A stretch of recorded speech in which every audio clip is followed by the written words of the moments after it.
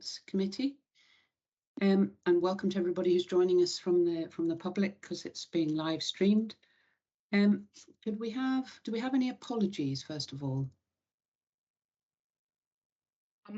Tom Halpin is an apology. Okay, thanks very much. Members, any declarations of interest? No? Okay, thanks very much. The minute from the meeting of the 9th of December, I know that that's been circulated to members for comments, but we need to formally approve it here. So are members happy to approve the minute from the 9th of December? Yes. Okay, thanks very much. The next item is the action log. I'm not proposing to go through this in detail, other than to note there are some proposals for closure and some ongoing. Unless members have any particular questions or comments, or anybody has anything to say in relation to any of that, I propose that we just agree the action log. Okay, thanks for that. We'll just move on to section 2 then, the Taser Advisory Group update. I think that's Tom McLaughlin speaking to that. Chair, thank you. Good morning. I have actually online, I'm covering for ACC Williams today. I have online our lead for Taser, which is Superintendent Alan Wright, who's going to present this paper on our behalf. Okay, thanks very much. Yeah, good morning, Chair. Good morning, everybody. This is a paper which is in relation to the Taser Advisory Group. The reason for submission today is we had previously submitted information in Taser at the last meeting, and members asked that we come back with further information in relation to the group. The paper's there, but with permission, Chair, I'll just go through the pertinent points. The first meeting was on Friday, the 4th of February. And as well as various representation from Police Scotland, there was 11 advocacy groups that attended the meeting. The purpose was we were looking for the groups to act as a critical friend and to help advise and inform in policy and training around the use of Taser. And we intend that this will be a bi-monthly meeting going forward. At the meeting, we provided detailed information to members in relation to use of Taser, training of Taser, some of our policies, and we broke down management information into location, age, protected characteristics, etc. There was a number of discussion points which came out at the meeting, which was pretty much led by those in attendance. Discussion points included how we interact and how we communicate with those who are vulnerable, increased questioning us in relation to the increased use of Taser in relation to those that are in mental health crisis or are threatening their own life, about the public, about how we publish information, and asking us to make it easier to find on the internet, and concern around the use of Taser in relation to children. And I know that this committee, we've discussed that previously. As a result of the discussions and conversation, there was 12 actions which came out of that meeting, which are in the paper.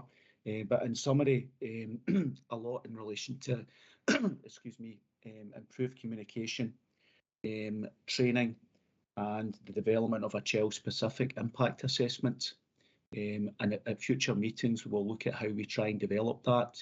There was particular concern in relation to not just the times that the Taser's been discharged at children, but where there's been use of Taser, and that's where it's been pointed or or removed from holster, etc.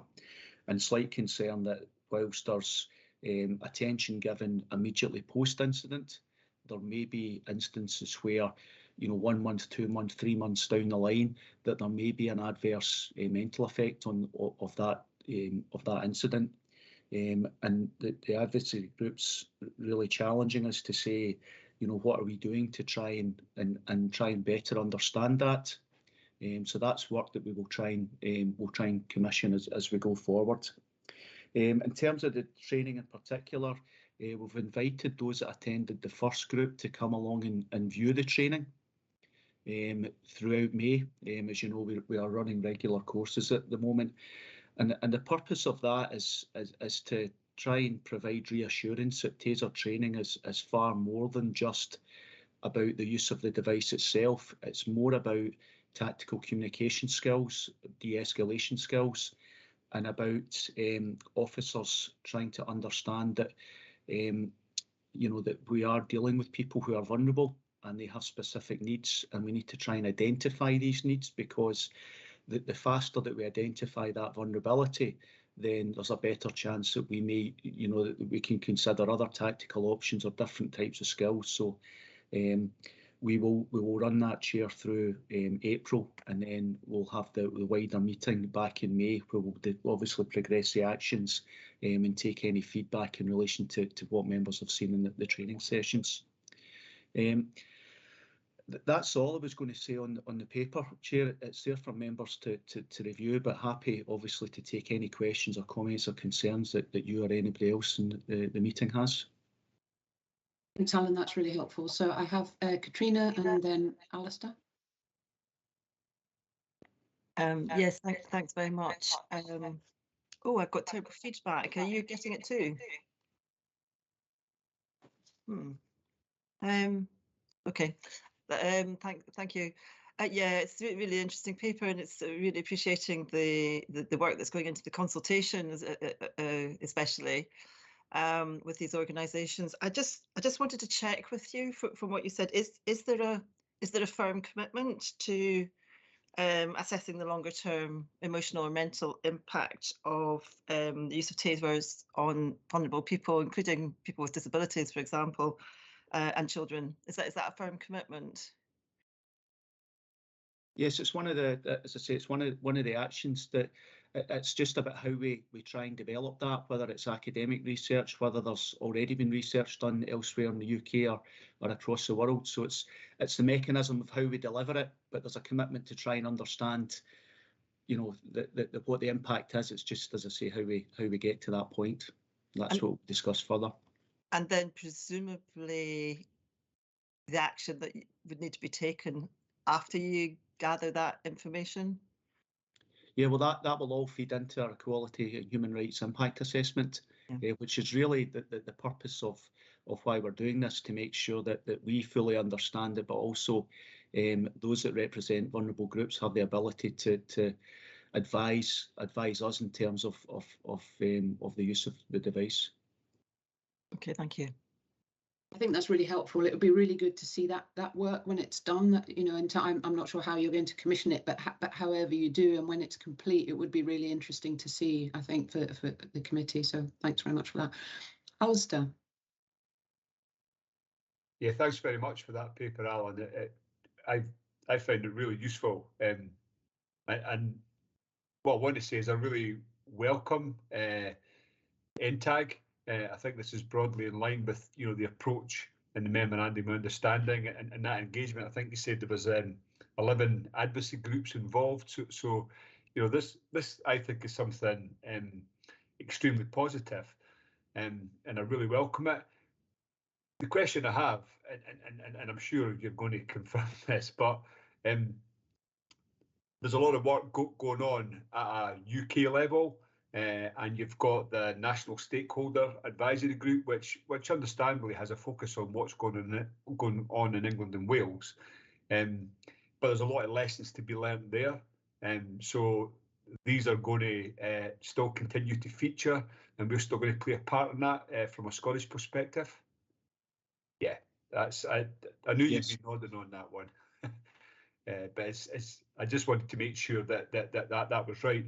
And another comment I've got really is that I really welcome NTAG, and I think it will provide additional assurance in the oversight role that this committee and the wider SPA plays. I see this as a real strengthening of that overall, governance in an area that there is a lot of interest in, and also an area where it's not new, but it's relatively new, particularly policing within the UK, and rightly people will have concerns going forward. So I think this is a really good paper, and you know, it's more comments I've made, but I appreciate the confirmation you've given on the slight questions I've made. So thank you for this.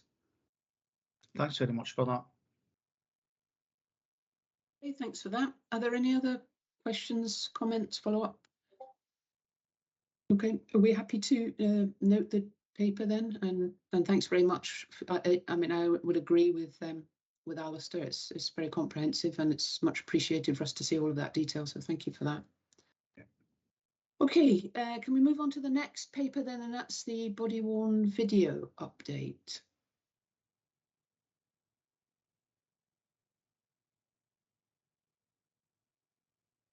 Morning, Chair. I think Morning. just the paper, if that's okay, and I'll hand over to my colleagues.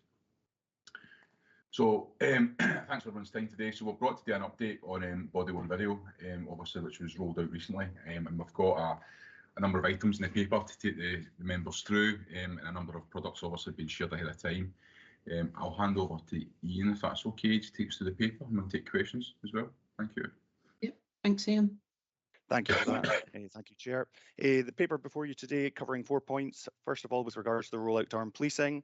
Secondly, with regards to the progress of the Child's Rights Impact Assessment, an update on the results of our engagement work, and also work in terms of progressing a national rollout.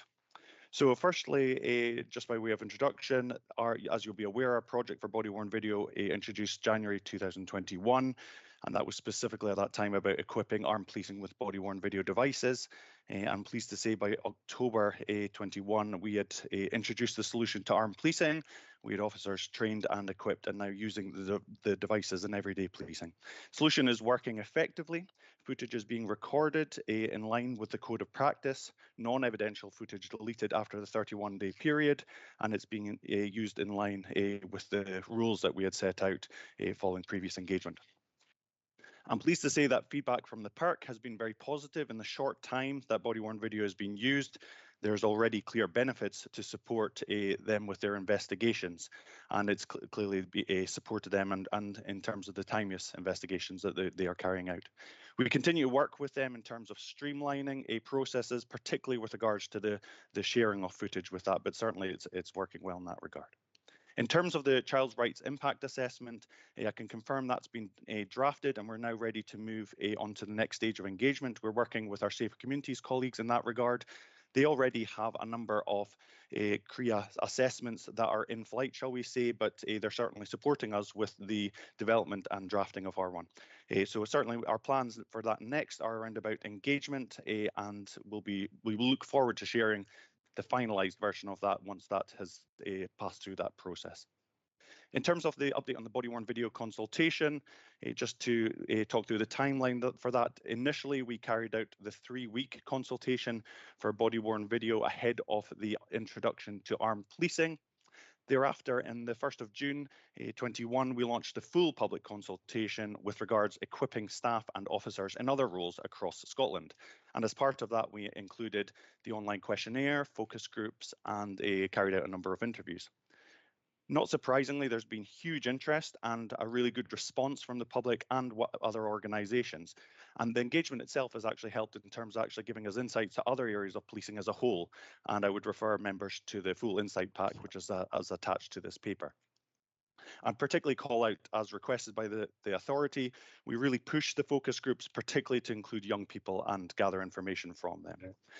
The headlines from the engagement work itself was in terms of the widespread support that there is from the public for body-worn video, that the body-worn video has the potential to increase trust and confidence in policing, and also confirmation that body-worn video would likely increase feelings of safety. A number of key themes for us to take forward in terms of actually that the public are informed when it's being used, the need for a robust code of practice, and that the code of practice is publicly accessible. We also need to consider when it's not appropriate to use body-worn video, which was a really strong theme which came out from workshops, particularly in respect of ethics and privacy. There was a really good colleague response to engagement showing support for this technology, but again, some concerns with regards to corroboration, single crewing, and not introducing an additional bureaucratic burden. The engagement itself has highlighted several key areas which we'll be considering for any future national rollout, and that's already being factored into our planning and delivery. So now for our next steps, and I'll come on to national in a minute, but we're sharing the engagement results internally with a number of departments because it really does give rich insights into policing across Scotland, externally with key partners that have previously engaged with around about the use of body-worn video, and we've issued updated communications in respect of the survey, which resulted in a very positive response. And lastly, just with regards to national, you'll be aware of the background in terms of the lead up with the Dame Ailish Angelini recommendations from the review into complaints handling, investigation and misconduct, and that we accelerate the use of body-worn video. The Chief Constable has already intimated his support for a national rollout, and we're pleased to see support from staff associations who have intimated their support. And lastly, 2nd of August 2021, the NPCC recommended that officers who are equipped with taser are equipped with body-worn video. So in January this year, our potential project assessment, PPA, for a national rollout was approved by the Police Scotland Demand Management Board, and we are now commencing work to develop an initial business case. Our initial focus is on equipping a minimum of local policing with devices, but we are increasing that scope to look at the wider use of body-worn video across Police Scotland in other roles for officers and staff.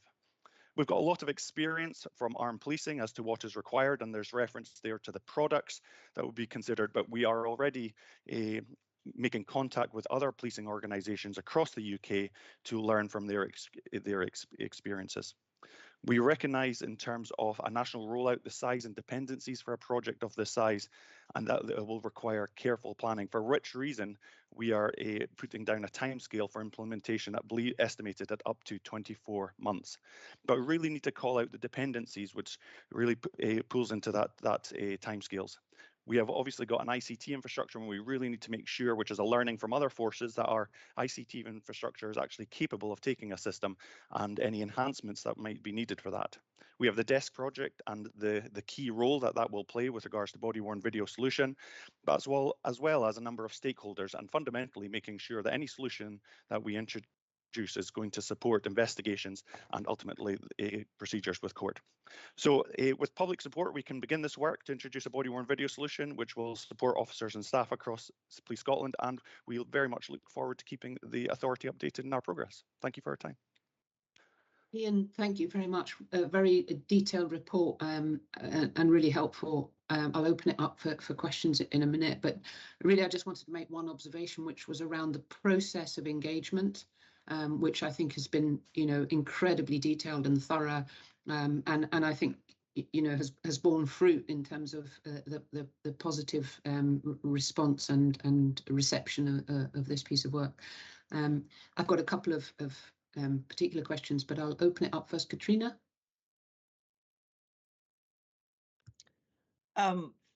Yes, sorry. As with the taser work as well, it's actually very impressive the amount of work that's gone into this. It's a really very detailed, very positive report, and it's very impressive the amount of work that's gone into engaging with people, engaging with the public, looking at all the issues around issues of privacy. So I just wanted to say that yeah, thank you, very impressive. No, thank you for that, Chair, and I'm pleased if you don't mind, just to really call out the expertise that we have from strategy and innovation really has played into making sure that we're doing a meaningful engagement exercise that make sure that we're doing this with confidence and with full public support, and we can really make sure that documents such as the Code of Practice are interwoven in terms of public expectation as to how the technology will be used. So, thank you. Thanks, Ian. Alistair? Yeah, thanks very much, Chair. Like Katrina and like the previous paper, really welcome this. It's interesting because as you go about your daily life, you see more and more agencies wearing body-worn video, and not just within policing and security functions. You see it in shops and elsewhere. So I don't know if that's an indication of an increasing acceptance of the use of it by the public, and also a better understanding across the country of the potential benefits of it. So it's just a comment really. But I think for policing to do it, the approach that you've taken, to maintain that public trust and confidence, and to build on an evidence base, both internally and externally, is I can only commend that approach. And my last point I would like to make is you did highlight that the success of this will be down very much to the dependencies across the organisation within ICT and other areas. So can you just expand upon that a little bit about how you're intending to call out these potential interdependencies? Because particularly with ICT, there will be many other parts of the organisation that will have a big dependency on there. So that 24-month timescale, could be difficult with a finite resource within the organisation. So my question really is, expand on that, explain that a little bit more, and maybe some thoughts on the overall prioritisation process within Police Scotland to use finite resources such as ICT. No, absolutely, and to put it simply, there's something for me about the current pipe that we have. If you see that in terms of bandwidth, and making sure that the size of the pipe is actually capable to take everything that we're asking of it. And as we as an organisation are developing digitally across a number of fronts, you can really see in terms of the increasing pressure being put on that. Today, we're actually down in London with a Met, and we're actually doing a lot of work to actually compare a sizable force who has got a range of geography and how that works and how their solution is, and particularly the upgrade work that they've done. One thing that's really standing out to us from engagement with the Met and with other organisations is the actual devices themselves that actually the officers for me are actually 20% of the solution. It's actually everything else that goes on behind that, particularly in terms of the ICT, because fundamentally we need to get that the footage to somewhere to store it. And then from that point, we need to get it to actually the court service and to the procurator fiscal service. So how do we do that? And we need to make sure that these pinch points flow and work effectively. As well as the other dependencies in terms of the investigations.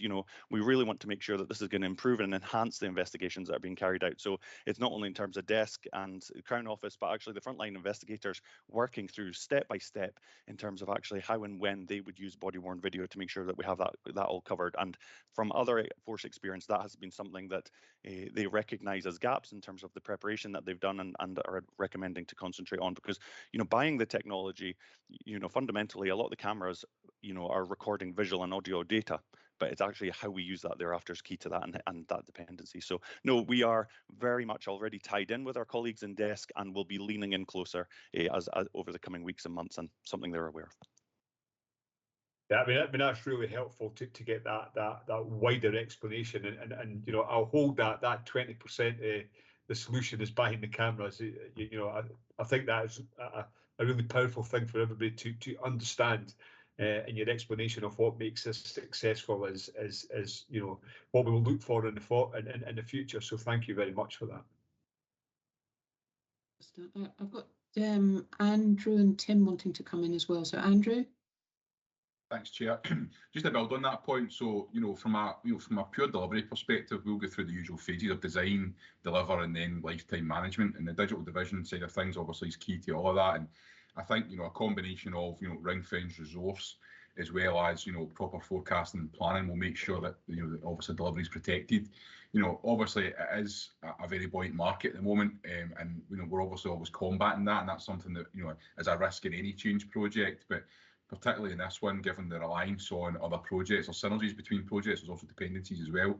But all that's being tracked and managed, and particularly from a design perspective, and to Ian's point, the bulk of the work in here is actually about design and implementation. The purchase piece is is a relatively straightforward exercise, and really from a digital division perspective, body-worn video and digital evidence will become a core pillar in regards to one of our main capabilities that we'll be delivering and supporting in the long term. So just to reassure members that that this will be run in the standard professional way, but also recognising, as you've pointed out, that resource and kind of ring fencing that will be key to delivery during the relatively long time scale, because it is a national project. So thanks.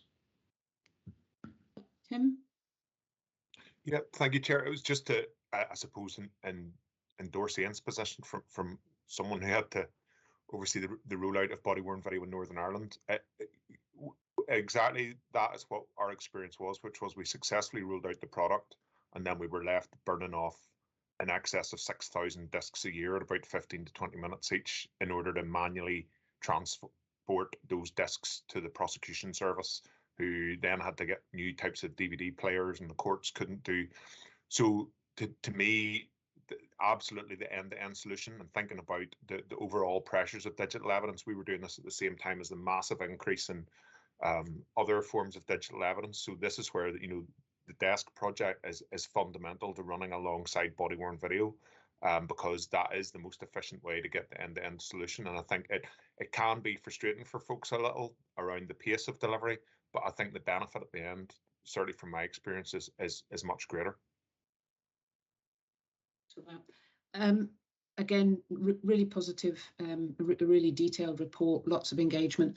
Just a couple of questions for me. You mentioned a children's rights impact assessment, and I know that I think it's in development, so it's maybe not completed yet, but I wonder, I'll ask both my questions at once to speed things up, but if you could just say a little bit about the specific child-related issues that are coming from that, and just tease that out a little bit. And then the other question I had was around, notwithstanding all the positives that we've talked about, is maybe specific times and circumstances when it might not be appropriate, either with particular vulnerability or children or whatever those circumstances might be, and what measures, training, processes you have in place for the decision making around some of that. No, absolutely, Chair, and I'll combine the two. The career process has been something that's really been intriguing, and particularly as we engage with other forces, we're certainly one of the first to be doing this in respect to body-worn video, so we're breaking ground there. But what's probably quite reassuring in that regard is when we look at our impact assessments, particularly for the DPIA and the equality, they cover a lot of these points already. So there's a lot of crossover. I wouldn't say duplication, but crossover in that regard, which is quite healthy and to see in terms of actually we're closing the circle in terms of actually ultimately the protection of children. We've watched it through the UNCRC process, which is good, and as said, tied in with our colleagues in that regard and safer communities. But I think that the biggest point that I would say is calling out is just with regards to the privacy issue. The privacy issue in terms of when cameras should and should not be used within home circumstances. And we've actually got very good examples of that already from armed policing, where they're deployed into incidents. And actually, you can see from our code of practice, where this is again already reflected, that they're using the cameras, but using it in a manner that actually is considering and protecting the children who are present in any circumstances.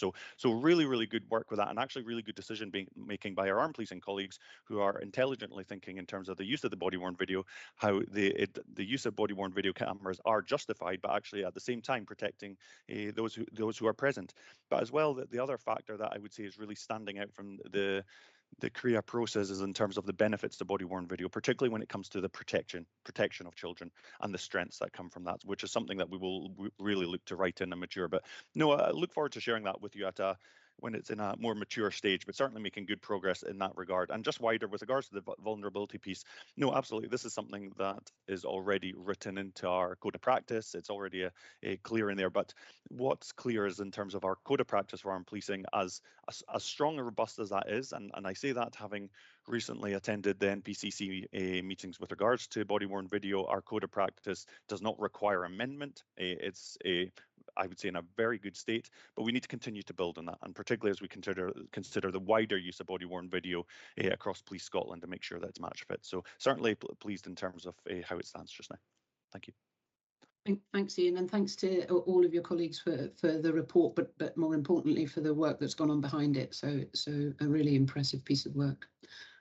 Okay, members, happy for us to note that and to move on. Then the next item is the cyber kiosk update. Speaking to this one, Tim, that's you, I think. It's me, Chair. Thank you. So thank you for the opportunity to speak to this. You'll be aware, Chair, I've been covering organised crime, counter-terrorism and intelligence on an interim basis. So this will be my first and my last visit to your committee to speak on this specific issue. So I'm really keen actually just to take the opportunity to clarify are we giving you the right information around cyber kiosks, and maybe talk a little bit about the wider work in this space moving forward. ACC Andy Freeburn has joined the organisation and will be taking on the mantle around this work, but it's a very integrated element of work because clearly, as cyber triage devices show, our need to transform to deal with the digital world impacts all parts of the business, and certainly not just our colleagues in the national divisions. So I think this is a really good follow-on from body-worn video, where we've talked about the need for policing to transform to deal with a digital age and to deal with new types of criminality and new types of crime. There is work ongoing, you'll be aware, as part of the Cyber Capabilities Programme, and I'll reference that at the end because I think that is the longer term kind of addressing of this massive issue. But in simple terms, between 2019 to 2021, we've seen a 28% increase on digital forensic demand on Police Scotland. And you'll be aware, Chair, that the introduction of digital triage devices was aimed at as an initial attempt to start to filter out the sheer number of devices that were moving on to full evidential examination. I think in many ways, whilst that faced an awful lot of challenges, we have achieved a number of things out of that. I think the fact that they were divisionally based and they acted as initial filter has been successful. What this update shows is that between January 2020 and February 2022, there were 3,475 forms submitted. That covered somewhere in the region of 6,000 devices. Out of those 6,000 devices, 1,899 of those were found to not contain material relevant to the inquiry. Now, whilst you'll be very aware, Chair, we have limited data about whether or not we were able to return those devices in a timely fashion to victims and witnesses. That certainly did mean that we did not have to progress those further into the digital forensics process. The benefit of that is that there consistently is a reduction overall in the number of devices going into that process, and it does contribute towards reducing time around overall investigation, and it does contribute towards being able to return those devices more quickly. You'll know that we completed from this report a manual dip sample because we're not able to do this in an automated way. That did demonstrate to us that 86% of those devices were being returned, and I think hopefully that gives the committee some confidence around that. Some other information just around overall our performance. As with anything that we introduce, we know that over time usage is initially very high and then starts to drop. And I think we saw that with the digital triage devices. So a lot of work has been led by Detective Chief Superintendent Laura McCluckie to really encourage divisions to get back to using the triage devices. There are 41 across the organisation. And in effect, between July and September last year, we saw a doubling of the amount of use per month of that. We seek to continue to target that. We seek to encourage folks to make sure that they are using those triage devices, because we do believe that whilst it doesn't necessarily speed up the process where there is evidence, it definitely does allow us to reduce the number of devices moving forward. And I think that's really strongly evidenced. Interestingly, of the devices during that period from July to September, 24% were positive. So we found material that was relevant to the inquiry and that required to be evidentially removed. 29% were negative. And I suppose this is the really key point as we start to talk about where we go next, Chair. 47% of those devices failed the triage process. That was primarily down to security on the phone, so be it a PIN code or some other method. And I think what we see within this is our understanding of digital triage devices and the role they play has to be seen within the context of our wider digital forensic approach. And that brings me to the cyber programme and the cyber capabilities programme. You'll be aware that we've engaged PwC to do an initial scoping exercise around what a future digital forensics function looks like. That work was an eight-week piece of work and concluded in the last couple of weeks. So we're just awaiting the final product from them, which will help inform our understanding of the overall cyber strategy implementation and the target operating model for not just for digital forensics, but for the cyber capabilities within the organisation. But I think it's fair to say that when we consider that we've seen a 28% increase over that 3-year period, that we would imagine that we will continue to see an increase on the overall demand and complexity of the devices that Police Scotland are required to examine as part of our processes. Our ability to do that is critical, as the committee have often raised. Removing a phone and a device from someone has a significant impact now because it plays such an important role in our life. But actually, our ability to quickly examine devices ensures that we're able to effectively safeguard vulnerable people and children where there may be evidence of ongoing abuse in those devices. And it's also a fundamental part of a criminal justice system that operates promptly and effectively and swiftly so that victims are able to get justice in a quick way, and those who are accused of crimes are able to get resolution of those in a timeliest fashion. So I would encourage questions around this and exploration, but I would be keen, Chair, to start to explore the wider issues. The digital triage devices will not solve the sheer volume of devices that we are going to have to seize, or the complexity of it, as we can see, but they undoubtedly play a fundamental and critical role in the overall operating model in the future that allows us to try and actually screen out as many devices at the initial stages as possible. So that's a very quick introduction, Chair. I'm happy to take your questions and any directions around future reporting. Thanks very much, Tim. So a lot of complexity in here. A lot of concern having been expressed in terms of privacy issues, etc. But equally, a lot of thought gone in from Police Scotland in terms of what the benefits of these, and we've rehearsed some of this in the past. I suppose, but I think we need to move the conversation on. And I think you're quite right to highlight the longer term issues and your digital strategy and how. But so my plea would be, because when we were having this conversation earlier, and in fact even kind of before my time in a sense, a major plank of the argument about the benefits of this system was the speedy return of devices to people. Now, for all sorts of complex reasons that are actually quite well set out in the report and that you've highlighted here today, actually some of that data is not available. So there's two issues. One is going forward, if that continues to be a major plank of the argument, then you need to create in the development of that cyber strategy and that digital capability, the ability to extract that data so that you can demonstrate this was one of our major advantages, and this is how we can demonstrate it to you. If that isn't one of the key things, then don't make it the plank of the argument is what. And what I would suggest is going forward, just think through what is it that we want to achieve from this, and if that is the critical thing that we want to achieve, then make sure that we develop the matrix capability, if you like, to be able to demonstrate it. And to some degree, I'm not sure that I want us to rehearse that conversation over again, and every committee and every time we hear an update report on the cyber kiosks, the fact that we can't get that data at this time, because it doesn't take us anywhere. But what I do think is that some of the other issues that you've described are absolutely valid and worthy of us of discussion and worthy of ongoing development. So I'd like us to focus on that rather than just keep in this vicious cycle of, we want this data and it's not available, because I'm not sure that that's particularly helpful to anybody. Having said all of that, I'd like to open it up to my colleague members for any questions or comments that they might have in relation to the other issues, really, and the kind of future capability and some of the considerations that we might want to see included.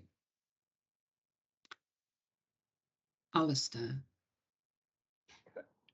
I think the way Tim explained and presented the paper today really, for me, enhanced my wider understanding and the real benefits that can be derived from this approach.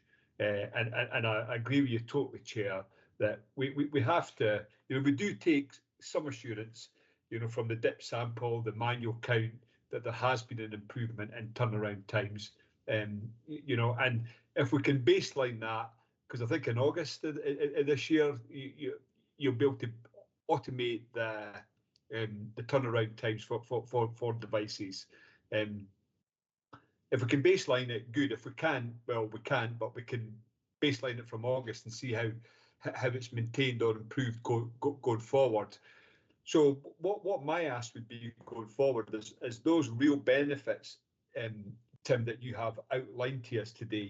You know that, you know, the example about you know, safeguarding children. If we could see very quickly that there's potential problems, you can take the appropriate measures and all that type of stuff. So the real benefits that you've spoken about, what I'd be looking for in the future is how can these be evidenced, and baselined and evidence that it's working in the way that you've described it, and the outcomes that you're seeking are being achieved. That's what I'd be looking for in the future. So maybe, you know, building on that, and an offline discussion with SPA staff, you've probably thought it through already, you know, but just making that clear. That's what I'd be looking for, because this is a powerful piece of paper, and it's a powerful paper. There's powerful benefits, and it's definitely an area that is growing, and it's an area of increasing concern within the wider public, isn't it?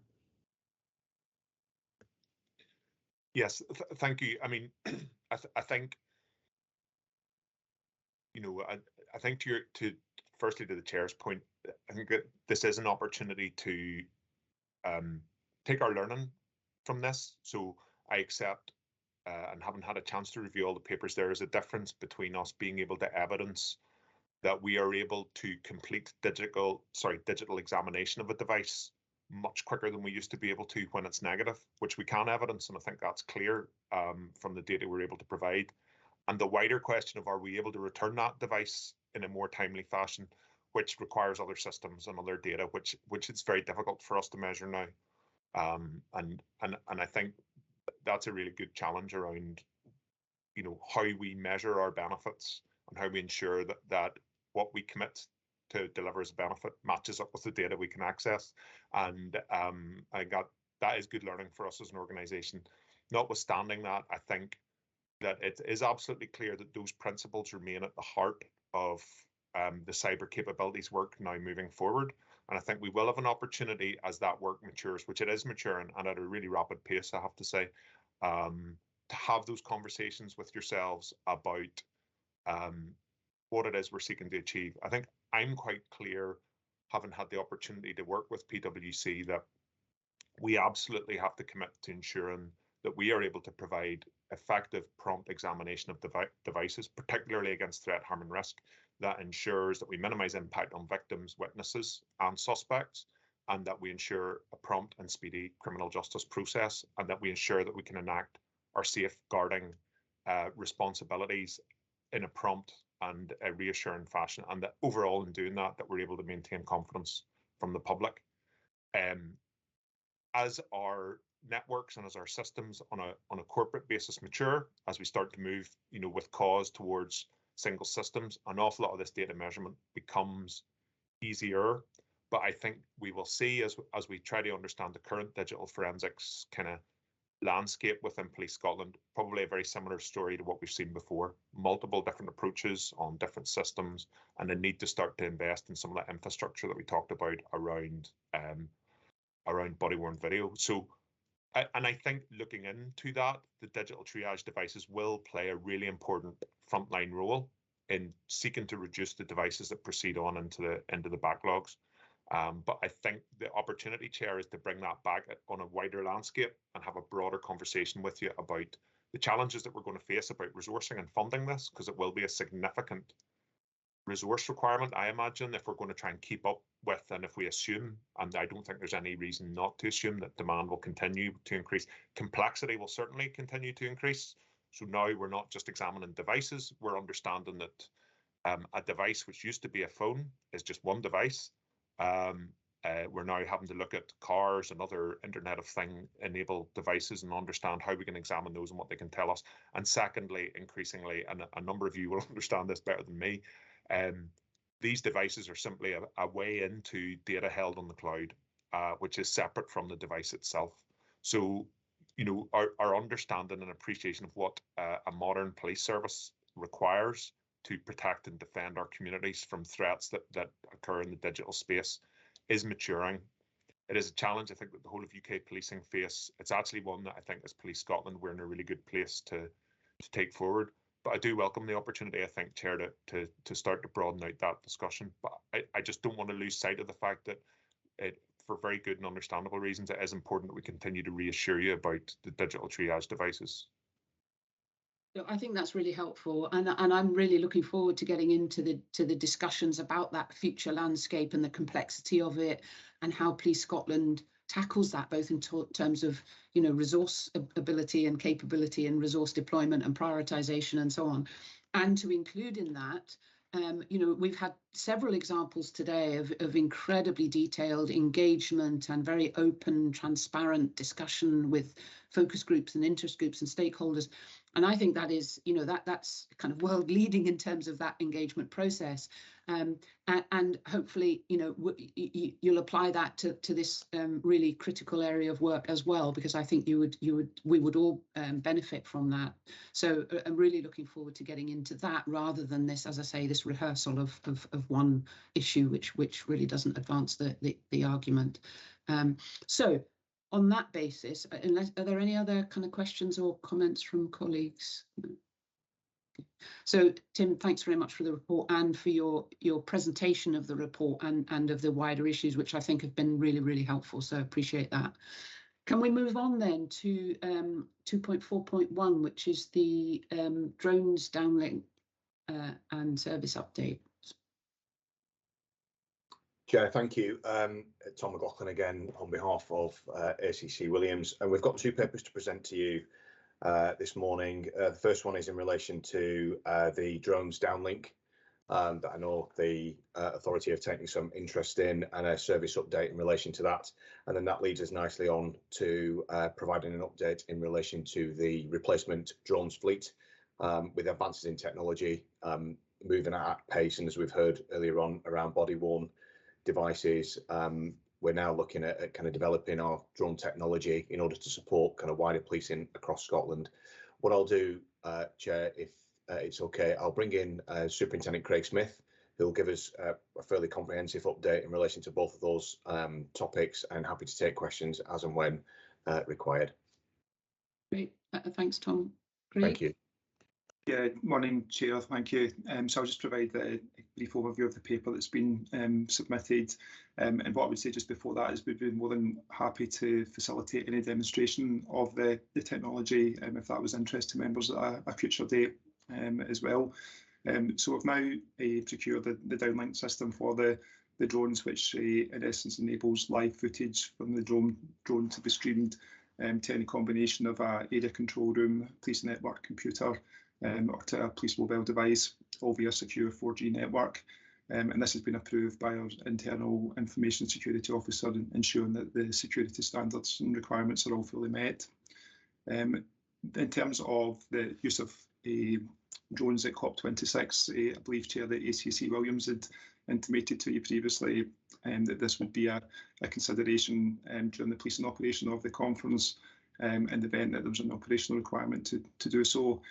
So I can just update yourself and members that there was no operational requirement during the conference for drones or for the downlink to be deployed or activated at any point. In terms of capability, so the paper kind of goes into a bit of detail about the technical aspects of the downlink, and I would just highlight here that the access to the footage is via the secure downlink. This will only be granted to the officers that are directly involved in the incident, the event or the operation, and that access will be strictly controlled by the officers from the air support unit. And we just also give members the reassurance that the facial recognition is not possible through this technology, nor is it a part of any development work either. The paper also gives some good examples of where we see the benefits of using this technology, which really are endless and will continue to grow with increased usage. Officers having live information streamed to them on the ground is a huge benefit to assist in terms of their decision-making processes. It joins together the substantial investments that have already been made in the mobile technology, together with the technology contained within the drones, which collectively will improve the quality of service that we can deliver to the communities and supporting our colleagues in local policing throughout the country. In terms of the governance processes, so I would just highlight again that the downlink would not routinely be provided on every flight. Any data that's obtained will be managed in accordance with the procedures that we already have in place and that are now well established. We'll be using community impact assessments when they're appropriate, and we have plans to consider a further child right impact assessment during the review period within 6 months. At 2.5 in the paper, it talks about engagement here, so there's a really good example of ongoing deployments within the Greater Glasgow Division and specifically within East Renfrewshire's Local Area Command, and be able to see the benefits of doing that engagement work, so with local authorities, with communities, with schools, leaders, and really keen that we would continue this level of engagement and replicate this practice in other local authority areas throughout the country as well. Excuse me. So in terms of the next steps for the downlink, so in terms of the downlink onto the mobile devices, we would be due to be presenting this to the Digital Enabled Policing programme, which would then allow for the process to install the application onto all mobile Police Scotland devices. Some wider updates for you in terms of your support. So we're in the process of developing our your support strategy, which would ensure that the wider ASU model continues to meet the requirements of policing over the next 10 years. We're currently in the process of assessing and analysing demand data. We're about to commence a wider consultation with a number of key stakeholders, both internally to Police Scotland and externally as well. We now have our Air Support Unit Monitoring Group, which is well established, and we have quarterly meetings which are chaired by the Strategic Lead for Air Support, being ACC Williams. And this is where all Air Support unit policy, the practice and technology is considered. It's developed here and reviewed to ensure that the delivery of air support is consistent and recognises with human rights considerations as well.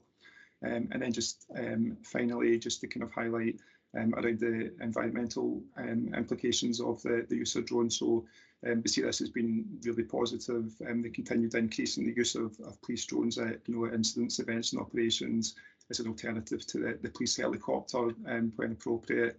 Really does support the Police Scotland environmental strategy and will significantly help to reduce the organisation's carbon footprint as well. So I'm happy to pause there, Chair, in terms of that paper, if you want me to go on and talk through the next paper before we take questions. So that, Craig, can I just check whether colleagues have got any questions or comments in relation to that first paper? No, okay. Just one. I mean, it's very positive, and the engagement appears to have been positive. Were there any kind of counter thoughts or views expressed in terms of that engagement, and if there were, what were they, and how are you proposing to address them? Was my only other question.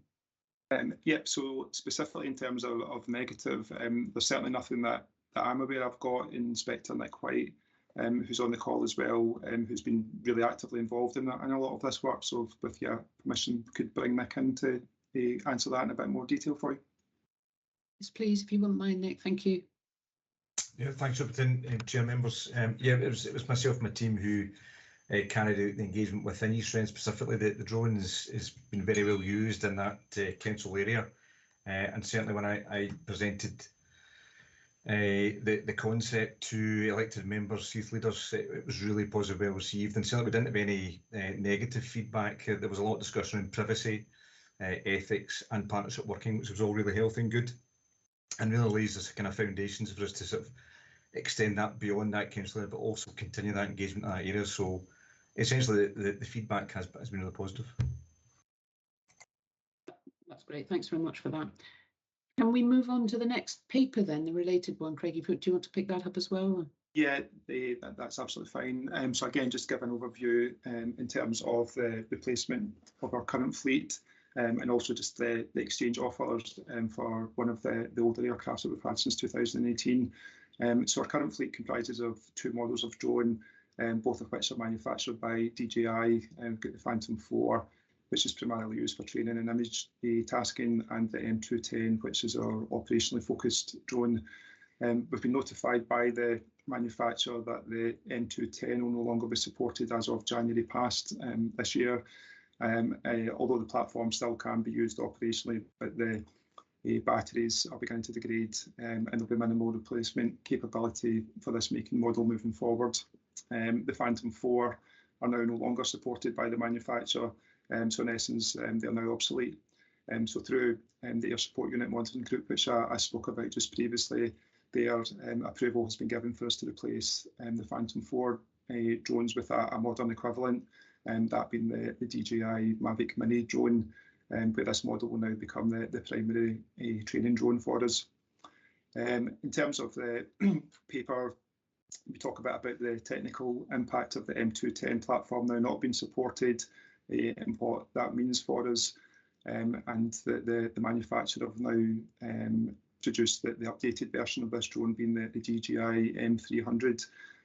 This drone's been flown by a number of police forces in England and Wales over the past 12 months. We're well linked in to these forces, and our assessment is that it's proved to be a very capable and reliable platform, and it's not suffered any manufacturing faults, unlike some of the other aircrafts that we've seen. The M300 drone meets the key minimum requirements in terms of the functionality we're looking for around, and also the operational capability and reliability, which is all documented within section 2.5 of the paper. So it's our recommendation that we will take forward that the M300 has been a viable alternative to the 210, as it provides increased performance, improves the increased flight time. It also gives us the ability to fly in the rain, which is really a significant advancement in terms of the technology, because this will assist greatly around the search and rescue work, which we lead on. And we also have that reassurance through a proven operational track record with the other police forces in the UK, and also the platform of the M300 is fully compatible with the downlink system that we've just spoke about as well. And again, just to kind of highlight and give reassurance to members that that this platform is not capable of facial recognition either.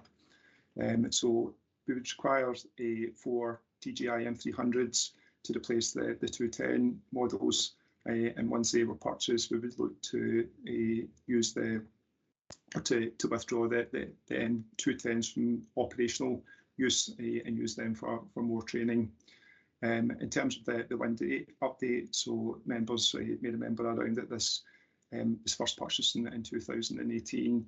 It's been subject to a fairly lengthy process just in terms of some issues we had with this model, with it becoming redundant, and where after consultation with our legal teams, our procurement teams and the supplier, an agreement's been reached where the supplier would provide that M300 platform as an alternative, and we're supportive of this resolution, and that would account for one of the 4 M300s that are required moving forward. So in terms of the next steps, we're looking to commence a procurement process to look at a delivery date of the M300 for us in the early summer.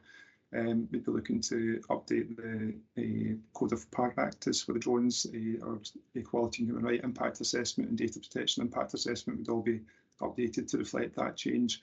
And with a communication strategy that's been prepared, and that would be published in relation to new fleet as well. And again, just to close on the environmental implications. So again, the benefits, which I won't rehearse again, but spoke about earlier in terms of the carbon footprint and the benefits we see of using the drone more than the helicopter. So we'd be happy to take any questions on that. Thanks very much, Craig. Again, very comprehensive presentation of the report. Any questions or comments from colleagues, board members? No? Okay. I don't think I have any questions either. I think well, I did have some questions, but I think you've covered them all in really detail. Alistair, your hands up. So. Well, you've actually just stolen the thunder, Chair. That's exactly what I said. All the questions that really, were emerging, you've covered them and you've drawn these things out. So my hand went up just a little bit too quickly there. Apologies, Chair. Okay, thanks for that. I suppose the only slight issue for me, and I think it's inevitable in when, you know, technology is developing at such a pace, is presumably in your kind of procurement process, there is something that addresses the issue of redundancy, because you don't want to procure a whole range of new drones only to find that 6 months later they're now obsolete drones because technology has moved on so fast. So, but I am assuming that your processes would include some kind of guarantee in terms of continued support for the system, and whatever's realistic. I mean, I don't know what that might be, but it was just to check that minor point. Yeah, I mean, I can give that reassurance, absolutely, and I think, you know, the learning from the Wind 8 experience as well would factor in that as well. But yeah, I absolutely will do.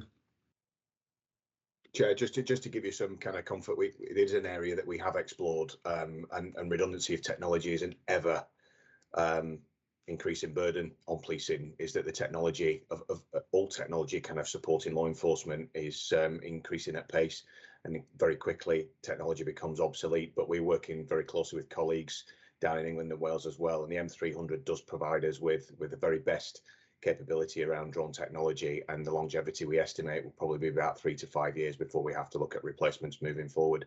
And the drone that we've got, as Craig has alluded to, allows us to fly in wet weather, gives us far more flexibility in terms of deployment, and certainly adds significant value around reducing our carbon footprint, which is, you know, a key strategy of ours in Police Scotland. So hopefully that gives you the reassurance that's required, but that doesn't preclude that other technology will come online kind of over the coming months and years, no doubt, as the technology around drones becomes more and more advanced. More importantly, probably, is the battery life and the longevity of batteries, which the battery technologies, you know, from electric vehicles is increasing significantly on a month-by-month basis because of demand. It's really helpful. Thanks, Tom, and thanks again, Craig, for that. Can members happy for us to move on then to the next item, which is electronically monitored bail? Gordon, are you speaking to that? Yeah. Yeah, good morning, and thanks to the committee for your time. So I guess it's important to ensure the committee cited on the introduction of electronic monitoring of bail, and in order to aid the discussion, I'll give a little overview of the background and then focus perhaps on the impact of Police Scotland. In summary, really, it's the Scottish Government's intent to pursue an increase in the use of electronic monitoring of bail, and I think it would be remiss of me, before I go on to talk about the impacts for Police Scotland, to not call out some of the benefits. So, for example, you know, where people may previously have been remanded in custody pending trial, they may now be able to continue working in our communities. They may now be able to continue contributing positively to their family. However, as I've alluded, this does increase demands and risks for policing. So there's primarily two cohorts who may be considered by the courts as suitable. Those, firstly, who would already be on bail with curfew conditions and in our communities in an unmonitored, an electronically unmonitored perspective. And then secondly, those who may be remanded in custody traditionally, but who are considered suitable for release subject to EM bail provisions. So those are the two cohorts that are primarily affected. EM bail, as it currently stands, will be delivered using radio frequency technology, which is, in honesty, quite an old technology. There is a vision that it will be replaced by GPS technology going forward, but in effect, it allows the service provider to monitor whether or not the individual is at a bail address during the hours of their curfew. So are they physically at that location, and that's achieved by electronic means? Or alternatively, if there's a threat posed to an individual or an address, or somebody's prohibited from a particular location, the device can tell us whether or not the person is at or near that location and therefore breaching their bail. Clearly, a breach in either of those circumstances would generate a police response. In terms of timescales that is being discussed currently, there is a policy intent to proceed from May 2022. and Police Scotland are in a position to support that. However, the whole approach is heavily dependent on the ability of partners to deliver within those timescales, and as such, it remains subject to ongoing discussion. So I guess the thing the committee will be most interested in is really the impact on policing. And as you would expect, we've tried somewhat to benchmark what the impact may be for us. It's very difficult to assess what that might be because there are a number of factors which would influence it, not only judicial decision making, policy decisions, etc. But some of the estimations based on England and Wales would suggest that we may see between 500 and 600 people being monitored electronically at any one time. However, as I've touched on, it is very much out with the control of Police Scotland. It's a matter for the judiciary to consider in their decision-making processes. Prior to EM bail being introduced, the police would really identify breaches of bail in a couple of ways. The first is through proactive policing, through the checking of bail, calling at somebody's address at a particular time to ensure they are complying with their curfew conditions, or calling at the address of a person to make sure that a perpetrator was not at that address. Or secondly, if an offence was committed and we discovered as part of that investigation the offender was breaching their bail conditions. Clearly, the greater use of electronic monitoring of bail will increase the number of people on bail in our communities, and it will also much more clearly define our knowledge around breaches of bail. You know, whilst we might call at a person's address at 2 in the morning, if they leave at 3:10 in the morning and they leave for 10 minutes, we may not have historically identified that breach of bail.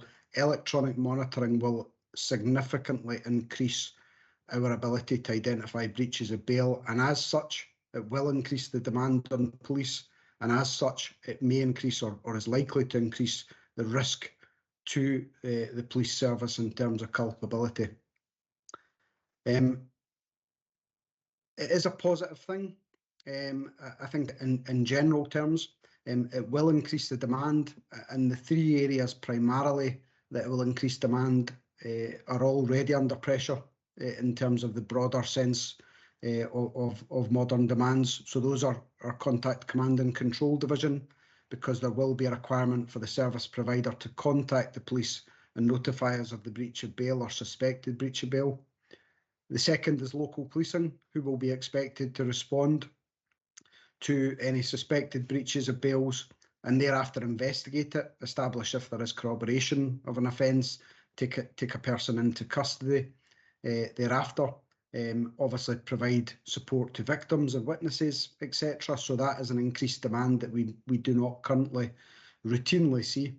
And then naturally for my own division in terms of Criminal Justice Services division, taking people into custody, an increase potentially in persons coming through our facilities, and then an impact on our case management and criminal justice records for reporting to the courts.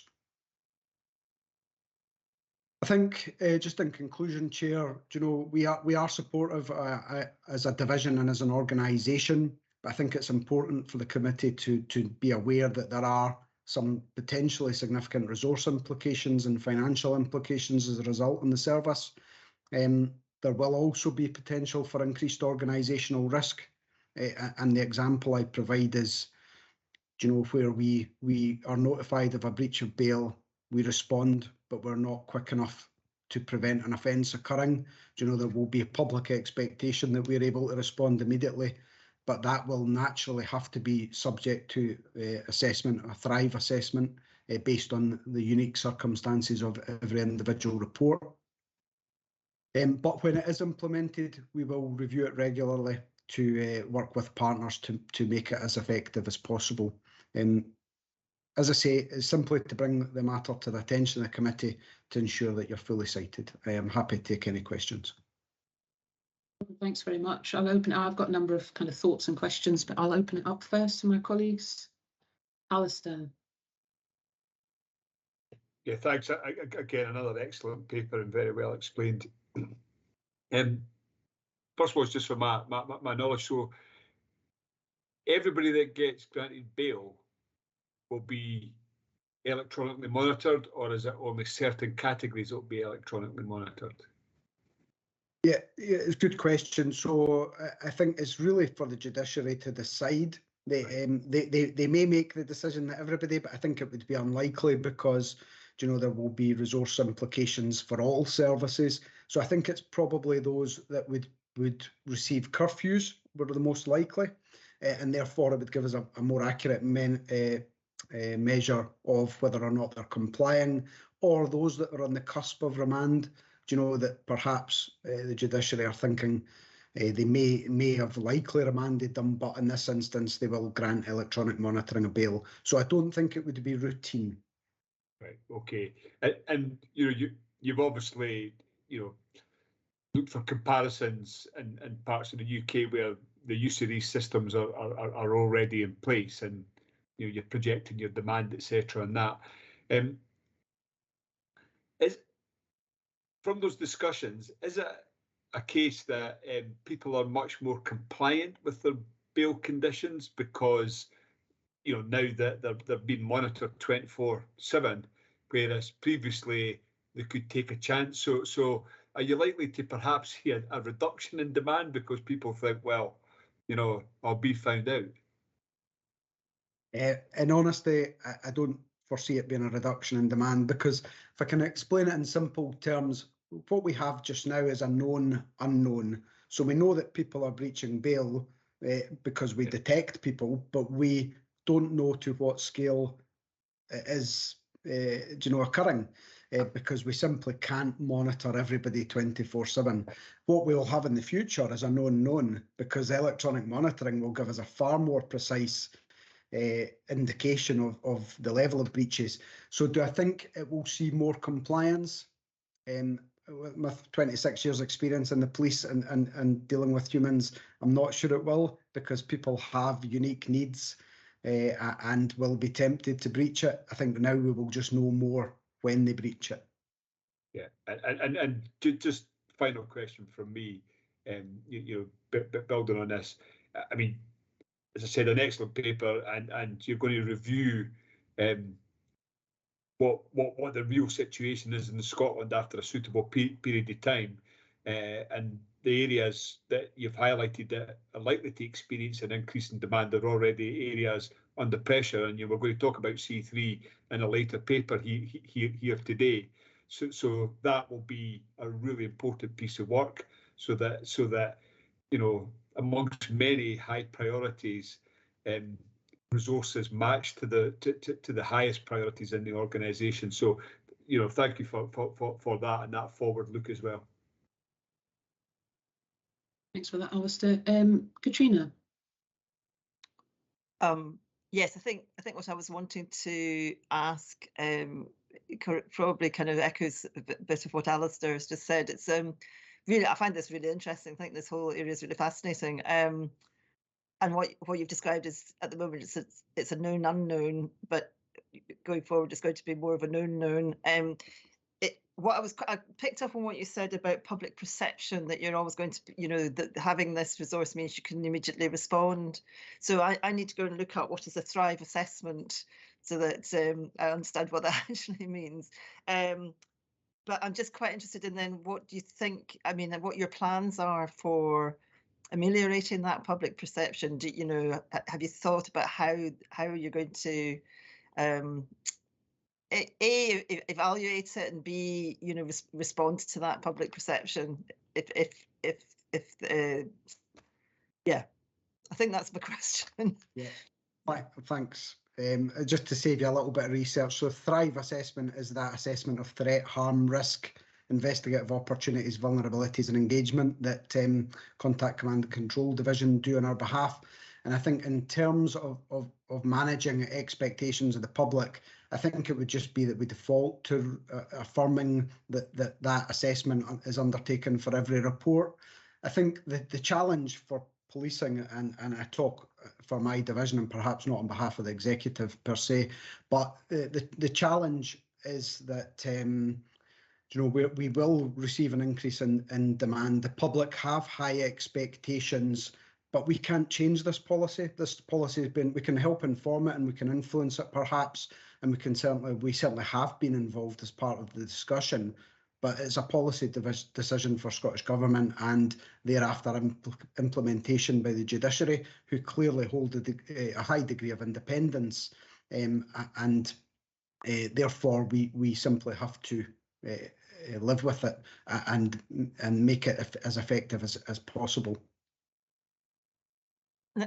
Yes, thanks for that clarification. That's really helpful. And then presumably then the resource implications, the demand on Police Scotland, the impact of Police Scotland has been part of that discussion.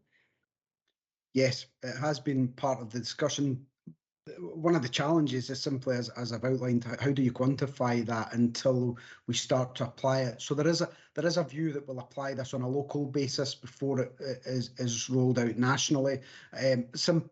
In many cases, because that is the way in which our partners will be ready, they'll perhaps be ready locally before, as opposed to us who have the ability to work nationally very quickly. One of the benefits of policing in Scotland now. So we will get a sense of it, I think, in an early phase, and then we will be able to feed back. As I say, we have been involved in discussions. It's just incredibly difficult to quantify. Okay, that's really helpful. Thanks very much. I look forward to seeing how this rolls out then. Thank you. Thanks, Gordon. Elisa, my apologies. I should have welcomed you at the beginning and introduced you as an officer from COSLA. So you wanted to come in. Thank you.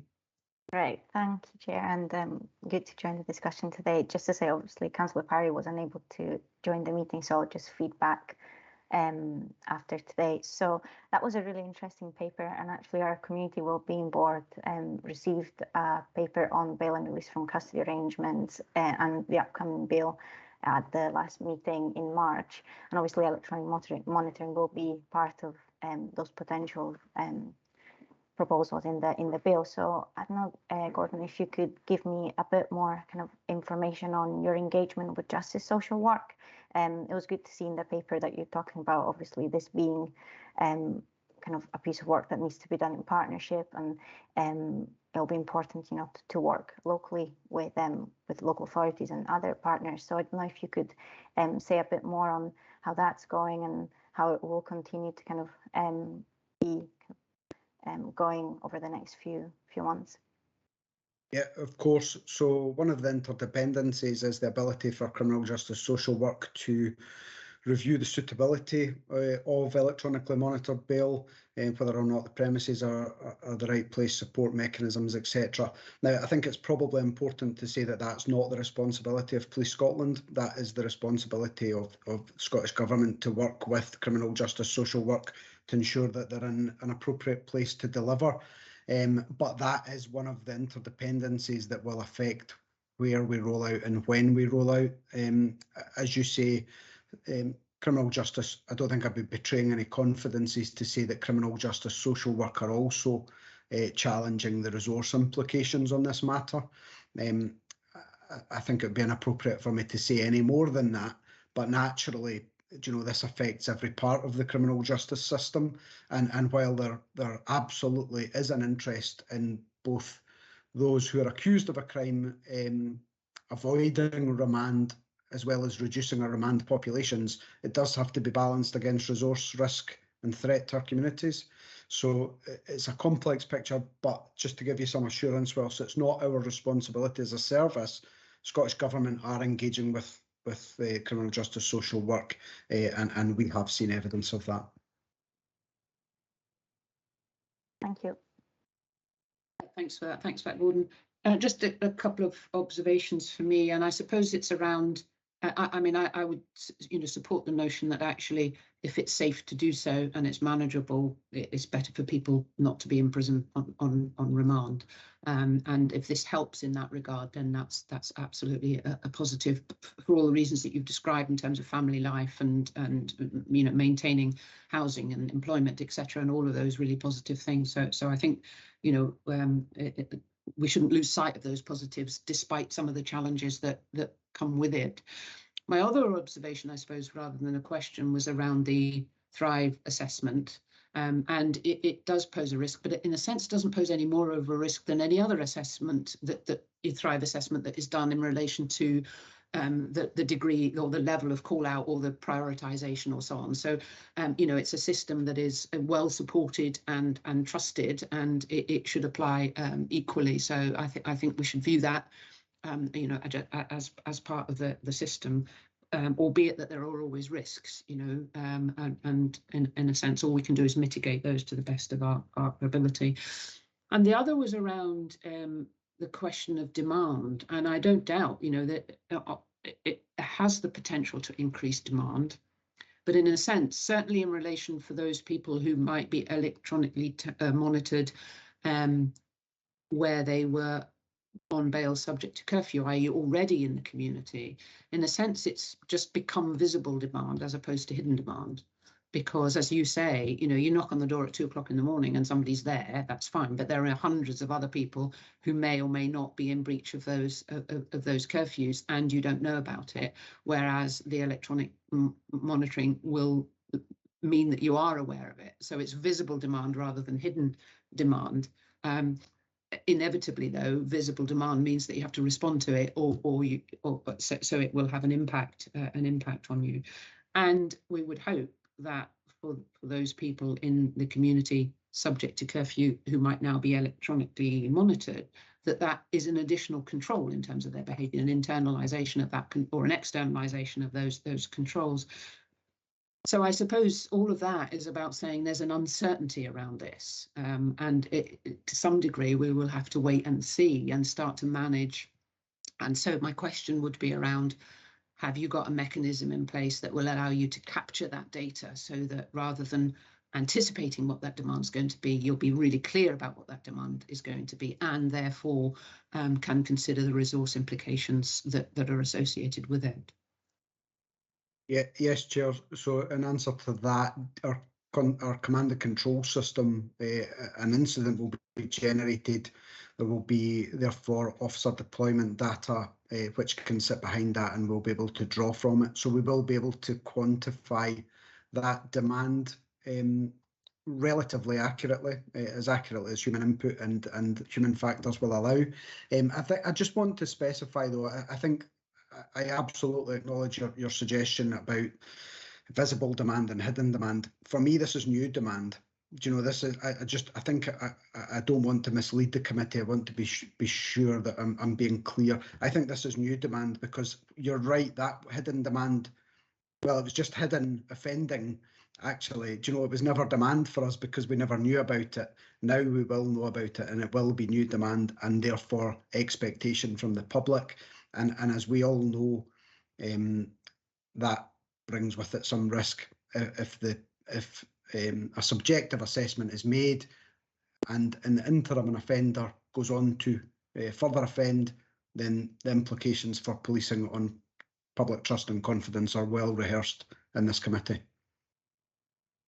That's absolutely fair point, and it is a correct distinction to make. I suppose I'm thinking it more in terms the social aspects of it, that demand, not demand, but that offending, as you rightly differentiate, is there.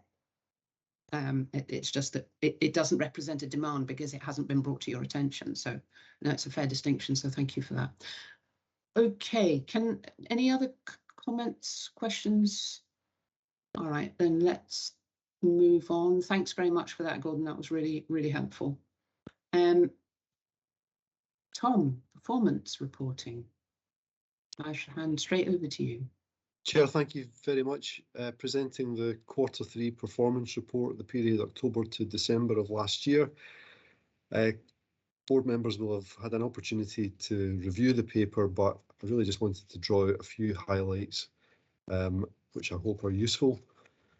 So obviously the format of the report is one that we've benefited from joint work with yourselves on, and my hope is that this report continues to provide a really accessible way to understand and engage with the depth, breadth and complexity of policing activity that goes on. But equally, we're always ready to work with you around improvements on that. And I'll say a little bit more towards the end, just about the performance framework for the coming year. So the structure, as I suggested, was familiar. It's the key insights from the data. It's an insight on public confidence and user experience in the Q3 period. COP26, obviously, of such significance during Q3, that has its own standalone section within the report. An overview of the measures of progress towards strategic outcomes, which is, again, hopefully an accessible way of channeling the multitude of data management indicators and so on that we do have. And then lastly, reference to Optala within the report. So I would, in terms of highlights and points to draw out, I've mentioned the standalone section on COP26, which gives some of the key data about the scale and impact of that operation, and also a point that members had picked up when this committee last met, just around a bit more depth around that. In terms of the Omicron variant and the impact that had, the point that members had raised when we met in December was about our ability to stand up some of those structures that had been in place previously around Optala. And as the report says, we did stand up the business continuity cell, the information cell and the logistics cell, but equally there was a very heavy redeployment of resources into local policing to help address some of the challenges that we faced.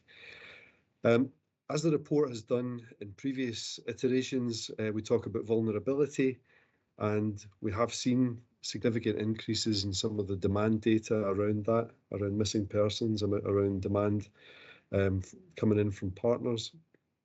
There's also reference within the report about, sadly, the increased number of road traffic casualties, which is undoubtedly related to increased volumes of traffic as some elements of life return to normal. A key point to draw out is around the downward trend in non-fraud acquisitive crime, which we've called out, because it's in stark contrast to the continuing increase to fraud, to online fraud activity, which over the 5-year period has seen an increase of about 75%.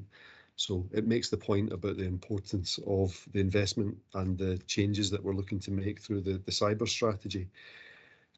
Equally, sexual crime reporting is at historically high levels, and that has been driven by recent offences, so that's offences within the last year. And there's reference within the report to the Don't Be That Guy campaign, which has had so far 2.8 million views. It's had global reach, and I think we would probably say it's been one of the most successful social media campaigns that Police Scotland have run. And equally, that's informing work that is in development around violence against women and girls, and a clear strategic approach to that work in the context of improvements around public protection activity. And connected to that as well, I know you'll be discussing later in today's agenda, the point about spikings and druggings, which did see an increase over the year to December.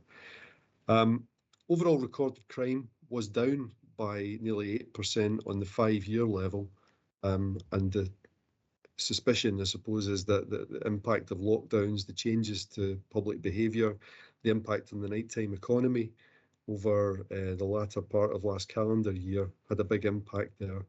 But I've mentioned already that we are seeing continued rises around the acquisitive crime, fraud, in terms of that, and also the online sexual offending. There's reference in the report to our work around the recovery of the criminal justice system. I've mentioned reference to the confidence data that's there, and I'd probably just finish with reference to assaults on police officers, which, although they fell in the year to December, they were up more than 10% on the 5-year average. So that's why the continued focus of the Your Safety Matters Diamond Group is really important in that space. So to conclude, the work around the refreshed performance framework, which members are familiar with because we spoke at the start of this month privately about the development of the annual police plan and the need to align the performance framework so that it's easier to track progress. That will be at this committee in June. It's work in progress, and we continue to benefit from the engagement we have with yourselves and your own team. And I'll leave it at that. Thank you. Tom, thanks very much again. Really comprehensive report, and I think increasingly well structured and presented in terms, not to say that it isn't a huge amount of information that is really challenging to kind of get your head around, but given the complexity and the scale of the task of Police Scotland, I think that the data is presented in as an accessible way as we could hope for. So thanks very much to everybody who's been involved across Police Scotland and SPA for that. Lots of challenging things in there as well, though. So can I open it up for questions from colleagues? I've got Trina.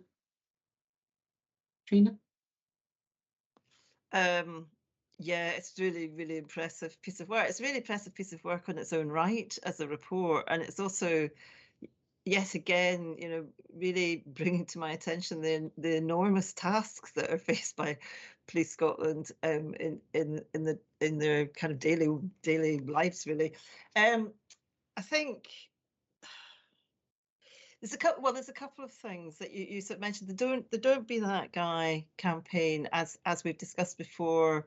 I mean, I just thought it was such a marvellous piece of work, and I think it was fabulous that the way it was produced very quickly in response to specific issues that had become, really raised public concerns. And to have that kind of positive, responsible response was something that I thought we could be very, very proud of in Police Scotland. I have asked this before, and I'm still quite curious to know that uptake or having something like that shared on social media obviously means there's attention being paid to it.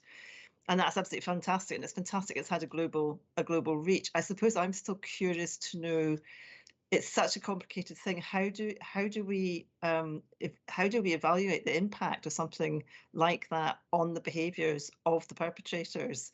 And is there an impact in a community sense, which then makes it harder for people to behave in those ways? And how do we measure that? Can we measure it? So that was one thing. I think the other thing obviously Police Scotland has to respond to emergent issues. So the Omicron variant, COP26 was something quite different, but obviously that took a priority, and understandably, and but I suppose I have a question around then, how do you make decisions around your priorities and your resourcing when there are things like the increase in violent crimes, including sexual crimes, and do you then foresee that some of these, there's going to be an improvement in some of these figures as we move out of COVID, which hopefully we are doing? We've had COP26, and I think, sorry, I'm asking 3 questions at once, I think, or possibly more. But I think I'd like to hear a wee bit more about how you're going to allocate those resources and prioritise addressing some of those figures and what's behind them. Thank you. Able to respond? Michelle, can I come in first? Thank you, and I'll play colleagues in if that's okay. Thanks, Katrina, and firstly, thank you for the mention of the work that's gone into the product. Harry, who's on the call, and the team deserve real credit, because I think it's moved a really long way from where it was 18 months ago even. So I would just call that out, but thank you for those comments. In terms of the measuring the impact of Don't Be That Guy, our comms team are measuring, but it's in terms of reach, I suppose, and that point about impact is much more difficult in the policing context, as we know, to do an evaluation of that. I wondered if ACC mayors maybe wanted to come in on that. Thanks, Tom. Yeah, I mean, I think, well, I think we all agree it's been a massive success. I'll come to the impact issue. I think the big challenge that we all faced at the time, excuse my dog, was trying to find a change in language from a law enforcement perspective in the aftermath of the awful circumstances surrounding the murder of Sarah Everard. And I think that Guy campaign achieved that. It achieved the ability for us to collectively find a way to move the focus off victims and trying to get victims to keep themselves safe, and put the focus very firmly where it needed to be, which was on male culture. So I don't think you can quantify the importance of that, not just to Police Scotland or to Scotland, but actually kind of the UK, around having a really, really impressive, professional, succinct product that started conversations. And I think we'll all know that it did start conversations all across the place between parents and children and within classrooms and within workplaces about actually this is something I can identify with. I would say that in and of itself, it will not achieve the cultural change that we need within society, but it definitely is a really, really good start. And I think the contribution is greater, therefore, than just to Police Scotland or policing in Scotland. I think it's a contribution to the overall debate in society. I would imagine there are definitely ways we can measure the impact by sort of having focus groups who do some surveys before and then surveys after to see how that shifts their mindset. I think a lot of that is, though, as Tom says, really, really complicated. And the hope is, as we develop the violence against women and girls strategy, that will contextualize this product alongside all the other things that we are doing. So Don't Be That Guy is a real success, but every day we have victims of sexual offences, women and children who are being abused and assaulted and raped and actually murdered in Scotland and across the UK, and we need to get to grips with that. And I think that's where the criticality of focusing on those issues, on how we take a preventative approach, but how we're also a really effective police service at investigating these offences and bringing people to justice and treating victims with respect and dignity, is critical to the whole piece. So I think the conclusion probably is, as you indicated, it's really, really hard to measure the impact of that. I think we all know it has had a really big impact, but I think it's important that we're able to describe overall all the aspects of policing that we're contributing to in the same way, to have that joined up impact. But I think revisiting the product at some stage to think about how potentially between SPA, Police Scotland and others, we can continue to stimulate those discussions in society about culture would be really important. It's not a product to be left on a shelf. I think it's one for us to constantly revisit and think about how we can have the wider conversations that continue that change. There were other questions that Katrina that you'll answer, but I just wanted to come in specifically on the Don't Be That Guy thing, because I think you're absolutely right. I thought it was a fantastic message to get out really quickly at a time when everybody else was talking about how victims ought to alter their behaviour and think about how to keep themselves safe, including other police forces.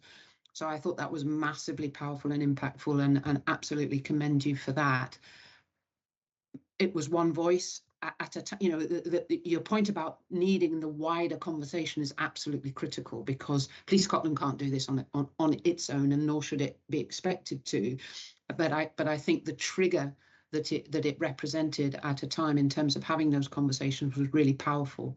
The impact, I think, measuring the impact of it in itself is going to be much more difficult, because it does depend on so many other changes across systems and across cultures that actually we need to start to think about the impact of the combined effort of all of that system, rather than just thinking, well, you know, to what extent did that campaign make a difference to individual behaviours. So I think, you know, we don't want to be overly ambitious in terms of the impact of that one thing, albeit that it was a fantastic piece of work. So just wanted to make that comment, and then maybe invite you to respond to Katrina's other points.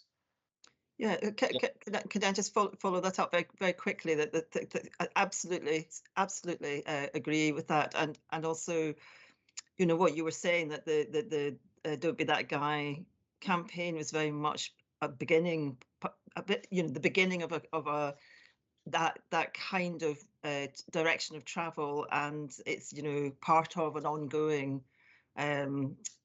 systematic campaign, or, you know, the direction of travel. It's great. It's really, really encouraging. Thank you. And I am very proud. I was very proud of Police Scotland when that video came out. Thank you. Okay, Chair, thank you. And thanks again to Katrina for those comments. The last question you'd asked Katrina was about the balance of resourcing against priorities. Just before maybe Deb Taylor comes in with that senior strategic view, it was to give you some reassurance that the data and the insights that are presented to this committee are also considered at Chief Constable's level, where we do take this report to the Strategic Operational Performance Board, where equally there is challenge put in to colleagues at executive level around activity, around what balance of resources we have against priorities, about emerging areas of threat, harm and risk and demand. And that's an important forum, but equally it's supported by our Operational Delivery Board, looking at the arguably maybe some more tactical issues, but equally it will feed into where resources are going at what point. And then lastly, maybe across to Deb Taylor, there's the relatively new governance we have to better align resources against big strategic threats, risks and priorities, but I'll throw that across if that's okay. Thank you. Thanks. Fiona, did you want to come in? Thanks, Chair. Thanks, Tom. I think Tom has probably stolen most of my thunder there by just sort of explaining how the how some of the sort of strategic the strategic boards in the organisation work. I might, if I may, though, Chair, just reflect on Katrina's earlier points around the Don't Be That Guy campaign and just reinforce you know what Tom said. I think what we've all agreed that this is absolutely, to Tim's point as well, the start of a campaign to, you know, that Police Scotland are proud, you know, to be leaders in trying to trying to revisit and assess sort of behaviours and provide very obvious sort of visible leadership in terms of that realignment of behaviour away from, you know, you have to protect yourself to actually, you know, as a man, you know, what are your responsibilities? You know, what does society expect from you? And I think that's a really positive direction of travel. I think it has to be supported by the you know, the strategy that we're building for violence against women and girls, which Malcolm is leading on. And of course, the other thing that we need to be really cognizant of is what does our internal organisational culture look like, you know, and how can we ensure that there is you know, equality of sort of opportunity and indeed a sort of similar sort of focus on behaviours inside of Police Scotland. So there's a significant piece of work ongoing around that. In terms of your point, Katrina, around priorities and resourcing, Tim has already, and I can see, I think John might want to come in here at some point, but Tom's already kind of outlined some of the kind of strategic boards and the strategic governance we have around prioritisation. It's done on both an organisational and an operational sort of footing, Katrina. We do look regularly at threat, harm and risk. We look at strategic assessments. And you know, if you look at some of the issues around cyber that we're currently wrestling with, if you look at some of the issues around public protection, you know, these are areas where we appreciate that there is, you know, significant demand on us organisationally. Some of it is new demand, some of it, to the conversation that we had earlier this morning, is demand which has always been there, but which we now, you know, thanks to some of the insight that we're deriving from, you know, Tom's world and others, we have a greater understanding of, and therefore we understand the threat that is posed, you know, probably better now than we ever have. So there is alignment which goes on between predominantly Malcolm Graham's world and Will Kerr's world, on a, you know, daily, weekly, monthly basis to ensure that we are moving, we're moving resource across the operational arm of the organisation to where it needs to be and to where it can affect, you know, the best outcomes for people across communities. We have also introduced, and this is to enable us really to think slightly more strategically, and also to enable us to understand that where we are deriving benefits from organisational transformation, from some of the change work that we're putting a real design we've got a design sort of organisational design focus on that. We also factor in quite a significant piece of prioritisation activity, so that if we do free up resource in one part of the organisation for whatever reason, then we can collectively and collaboratively reapply that resource into different parts of the business which are experiencing, you know, more demand, and where we assess that demand be highest harm. And again, thinking specifically around digital forensics, thinking specifically around the public protection sort of environment at the moment, and around cyber. So there are a number of sort of opportunities for us, Katrina, from the very practical, tactical, day-to-day level, right up to the chief's determination that yes, we should move a chunk of resource from one part of the business into another. Yes, thank you. That's really interesting, and you're describing quite a large scale organizational sort of flexibility and an ability to be responsive, and I guess that is one of the benefits of being One Police Scotland again. Yeah. It absolutely is, Katrina, and as you'll have heard the chief saying on more than one occasion, we don't keep Kirkcaldy safe simply by policing Kirkcaldy. It's that massive, if you like, less visible activity, in Tim's world and the like, that sits behind that overt operational front, what would historically have been called frontline policing activity, which also taken in the round assists in sort of keeping the citizens of Scotland sort of safe across the piece, which is where absolutely the benefit of being one organisation, with one set of priorities and collectively understood set of outcomes, and a determination to keep people across the country safe is incredibly valuable for us. Thank you. I could carry on this conversation for the rest of the day, but I think my colleagues would quite like to get a word in edgeways. So thank you very much. Thanks for that. I know that Alistair wants to come in, but can I just check, John, whether you were going to add in terms of the response to Katrina's question, in which case, with Alistair's permission, I'll come to you first and then go back to Alistair. Is that okay? No, I will, and very quickly, I mean, I would just sort of add, fully agree with everything that's been said. And one other little point to make is just the regional level of assessment and consideration that adds to all of that. We have regional delivery boards, and but again, by way of a practical example, in the north of Scotland, we've had an issue that's emerged and is now sadly with us around county lines, which isn't an issue in the other regions to the same degree. And we have the benefit of regional and force level officers and assets coming together to help address county lines, which has become a sort of a regional challenge in the north of Scotland. So it's to that point about bringing to bear expertise and asset from elsewhere in line with the assessment of threat, risk and harm, and being really dynamic about that. Thanks, John. Can I just, and I'm just kind of to finish off the loop about that conversation, I think you're to welcome, Fiona, your comments about the internal work that Police Scotland is doing in relation to well, the don't be that guy, but the wider issues. I think that congruence and authenticity is going to be really important, that it is about, the whole organisation and its relationship externally as well as internally. So that's particularly welcome, and look forward to seeing more information about the impact of that in due course. So thanks very much for that. So Alistair, thank you for your forbearance. That's not a problem at all, Chair, because actually the themes that I wanted to develop have already been developed to a great extent. So probably just continuing the conversation that's already started.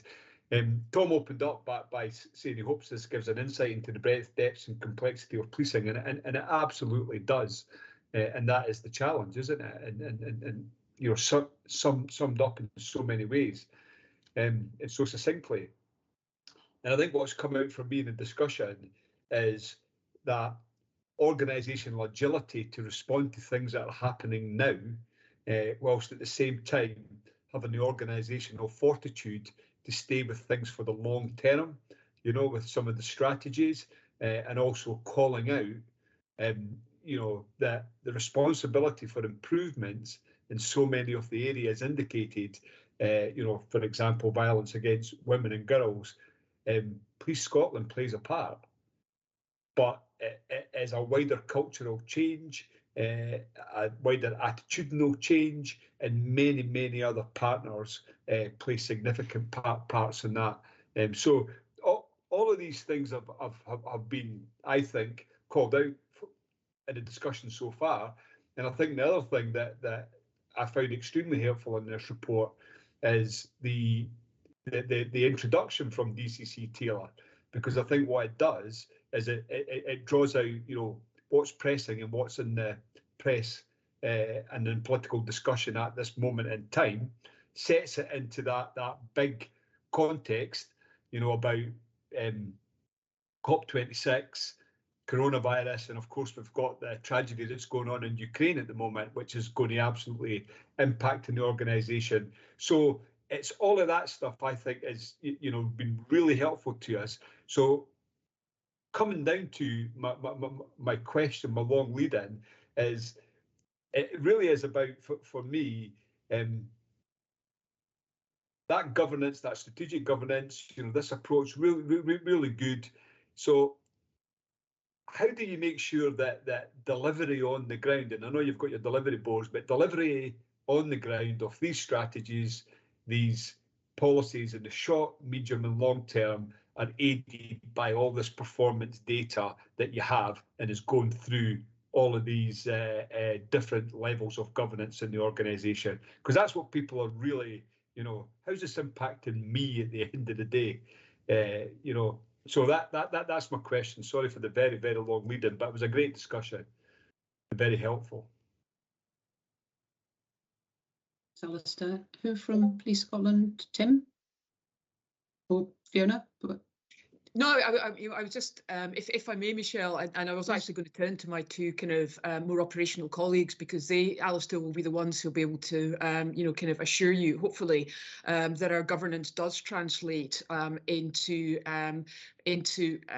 positive, proactive and successful outcomes across Scotland. However, I mean, what I would say is the issue of governance for an organisation as large as ours is one which we do wrestle with, you know, and it's an ongoing conversation that we have as a chief officer team around, you know, we did, I think, probably in the early days of Police Scotland, suffer a little bit from a lack of governance, particularly around some of the more organisational aspects of Police Scotland's activity. I think we have now remedied that, but what we always need to be really careful of is that our governance and associated bureaucracy isn't actually choking off sort of operational activity and providing and actually kind of providing, if you like, more of a kind of an obstacle than the appropriate support which we would like the space of our governance to be in. Now, of course, and Tom will talk to, you know, we have certain responsibilities placed upon us by Parliament and other statutory bodies, not least the SPA, around, you know, articulating, you know, how we are going to deliver against the policing priorities and strategic outcomes on an annual, you know, on an annual basis. We're looking to that sort of 5-year policing plan as well at the moment to enable us to project further into the future. But there is always a balance, Alistair, between, you know, my ability and colleagues' ability to support the Chief Constable in terms of having the appropriate the appropriate granularity, the appropriate rigour, the appropriate, you know, ability to sort of test and challenge and to assure ourselves that we are acting in the public good and with best value at the forefront of our minds, against that almost becoming, you know, overburdensome and preventing sort of that local activity which we need to deliver. Now, I think we are in a good place, but I'm not in the least bit I'm not in the least bit complacent around, you know, the fact that we do need constantly to be challenging ourselves. And as you know, as our sort of change and transformation sort of apparatus matures, as it is doing at the moment under Andrew Hendry's lead, that again is, you know, is causing us to think quite hard and think collectively around, you know, whether kind of current governance arrangements are sort of as fit for purpose as they can be and as they should be moving forward. But I will pause at that point on the probably less than enthralling topic of organisational governance, and perhaps hand over to those who actually deliver for us on a daily basis. Thanks for that, Fiona. Tim, and then John. Thanks, Chair.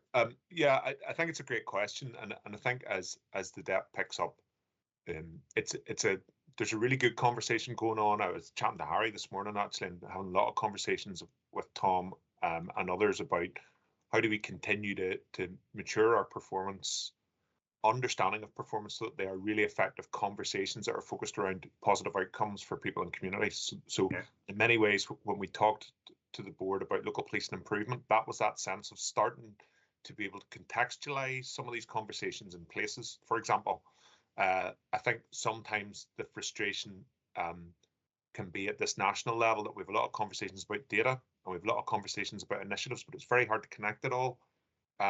What John and I think of the privilege of seeing every day is how that translates in Caithness or how that translates in Bowness, and the differences that Police Scotland working with partners are having directly in relation to this. The challenge is, how do I take that community cops work in Bowness and connect it back to the conversations we're having here and satisfy all of us that they're all joined up the whole way through? And in an organisation of this size and scale, that can be a challenge. But I think, you know, as the DEP says, we can show line of sight from the Policing Performance Committee to the SOPB chaired by the Chief Constable, to the ODBs chaired by the Deputy Chief Constables, to the regional boards that John and I chair, and all the way through to the divisional governance that is chaired by the Chief Superintendents with partners.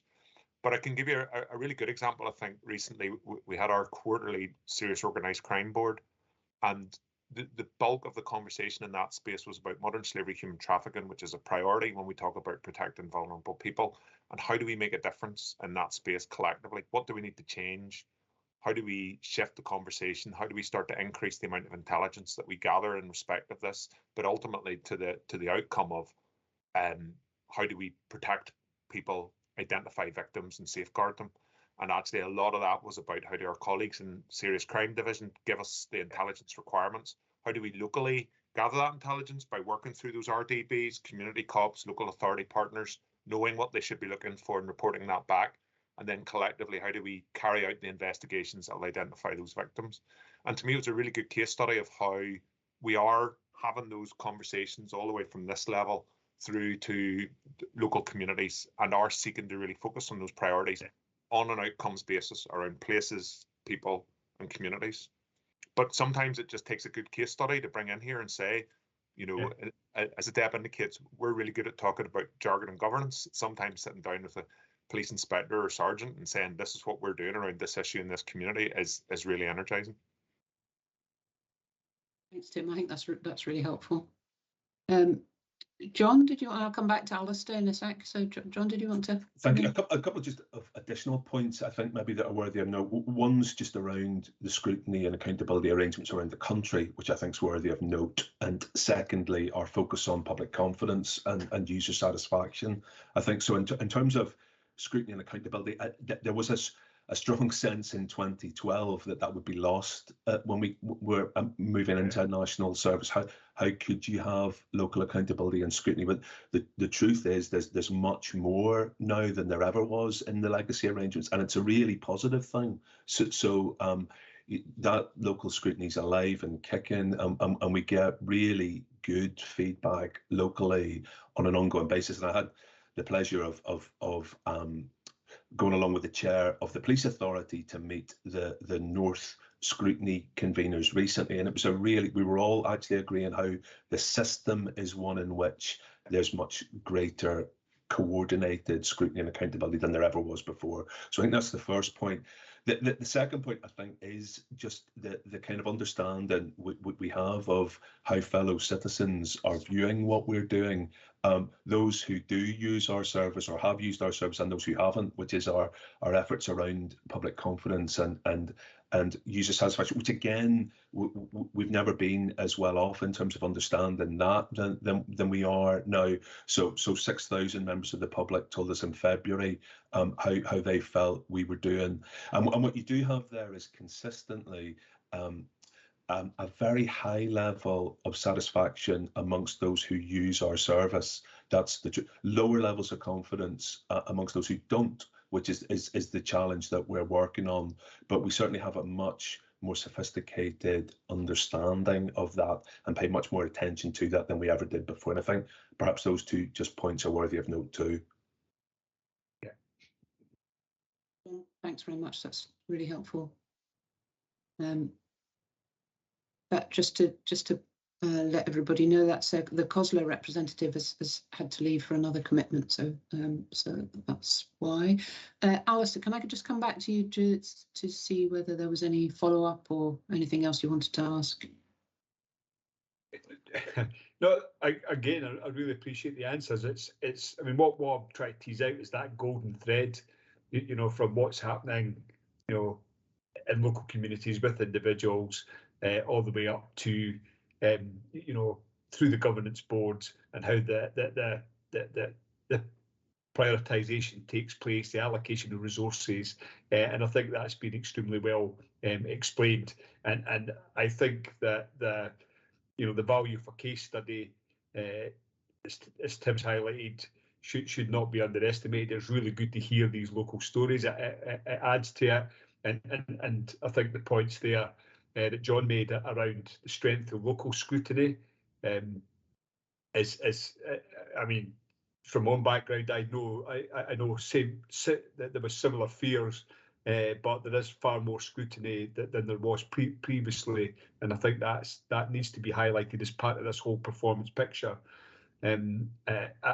Absolutely, and I think that high level of satisfaction from users of policing services, and maybe less so from those that don't use it, is something that's important. So tying that all together in the way you've done is really powerful. My very last comment is I really look forward to this, you know, continue to improve that connection between the annual policing plan and the performance framework that Tom highlighted. I think that's important, and particularly when you then link that to the policing priorities.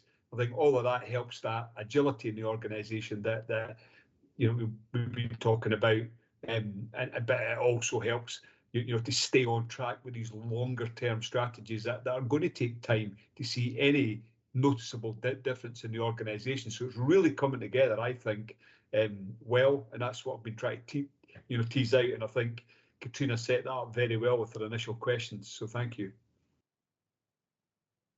Thanks for that. And I would echo everything that everybody said, really, and I think it has been really helpful, not least that understanding the data and presenting it in the way that it does alongside those strategic objectives does allow both for a closer focus on issues, but also a targeting of improvement activity where there are issues. My question is around, and I think it probably applies across the board, is that, you know, we have heard a lot about the impact on Police Scotland of some of the challenges of other partners in the system who are perhaps not in a position to provide services that might traditionally be expected to be provided from them, and the impact that has on Police Scotland in terms of being the service of last resort, if you like, and whereas the focus on well-being is a really powerful, positive one for Police Scotland, the impact of actually potentially having to deal with a lot of demand that would maybe otherwise be dealt with elsewhere is inevitably going to impact on some of your other areas of responsibility. So that's one issue, and we need to think strategically about how we support the debate to start to shift some of that. But in the meantime, I am conscious that there are, in terms of some of the detection rates across the board, that there are challenges there in terms of increase in volume of demand and reduction in detection rates. And so I'm interested to understand at that strategic level the decisions that you're making in terms of prioritization around some of these within the limited resources that you have, in order to tackle some of that. And I absolutely get, you know, the whole point of prioritization is that resources go to the levels of highest priority that will have an impact on areas that are of a less priority. And I you know, that's a reality in life, and we have to accept that. But what I'm interested in is the decision-making process, and whether, and also in what improvements or what changes in terms of resource allocation or prioritization you might be thinking about in terms of tackling some of those issues around detection rates. So, sure. Tom? Yeah. Yeah, if I can come in on that one, thank you, Chair, and I'll maybe play colleagues in as well. On the first point that you raised, that is one of the central strategic challenges that we face around displaced demand from partners. We're playing it into government in the context of discussions around the spending review. We've had those discussions with partners themselves. ACC Gary Ritchie, supporting the Chief and DEPS, has been leading work through our partnership side to keep the conversations going with local government, with NHS. So I think there's a broad understanding that we now have data and we can move well beyond anecdote about the impact it's having on Police Scotland in terms of the impact of vulnerability, the complexity of the work that's been picked up. And ultimately, there are judgments that need to be made about the best and most appropriate service to respond to particular types of call.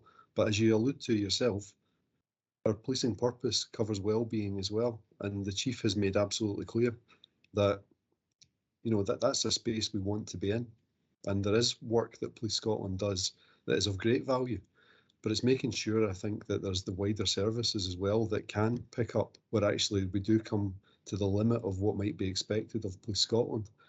I mean, on the second point around detection rates, this was something, Chair, that you raised at the last meeting of this committee, and we've absolutely continued the work that we're doing just to understand where detection rates maybe aren't where they might be or have been. It's one of the indicators that informs decision making at some of those governance boards that we've referred to earlier, whether it's the Operational Delivery Board with DEPS Kerr and Graham in the chair, or whether it's the Chief's Strategic Operational Performance Board. We are looking at detection rates, and there is absolutely an acknowledgement that it informs resourcing. As to what the detail on that, I think is probably left maybe for operational colleagues to speak about, but it's one of a suite of indicators that we're using to inform decision making. Could I maybe ask ACC Mayors just to come in with that perspective? Yeah, thanks, Tom. Tim? Thanks, Chair. Yeah, so specific to the outcome or rates and our performance, I suppose a really strong example of that, and it comes through in the performance report, is around fraud. We've seen over, I think, the 5-year mean a 75% increase in fraud, and what is really scary about that is we know a lot of people don't report fraud, so we can reasonably anticipate that rate is higher. That is a massive volume of additional crime that is coming in with an exceptionally high impact on victims. And I don't know if you saw the comments from Sir Tom Windsor during the week on the back of the HMIC FRS report about the impact of fraud on individuals, where he talks about, someone losing their life savings and subsequently dying by suicide, and kind of comparing that to murder as an impact. And sadly, having been involved in fraud investigation, when you think of victims who've lost their entire life savings, or if they own a small business, potentially losing that business and the ability to provide for their family, it is a horrific experience. So this is a massive shift, and we know 95% of that fraud is cyber enabled. So it comes back to our earlier conversations and a lot of these recurrent themes. So this was identified through the Operational Delivery Board, and as a result of that, a proposal was brought to the Strategic Leadership Board, to the Chief Constable, to form a Strategic Fraud Governance Board, specifically focused on getting to grips with actually how do we more effectively manage this demand, how do we better understand it, ultimately how do we support victims, prevent it, but get better outcomes throughout that. That group had an initial meeting, and out of that with 3 main work streams. So the first is about investigative quality. It is about looking at the processes that we're using to investigate, who's carrying out these investigations, what investigative plans are they using, how can we increase skills, capabilities, access to information to ensure that actually we are carrying out quality investigations, that they're being done in a timely fashion, and they're being done to a high standard in a way that we can review and manage. The second area was around process, and that takes in from John's world and C3 all the way through to the conclusion of an investigation, the process of managing fraud. And again, looking to bring to the front of that process, as close to where the call's received, the expertise and knowledge around fraud that allows us to very quickly identify what kind of a fraud it is. There are, I think at this stage, there are well over 36 different types of fraud that can occur.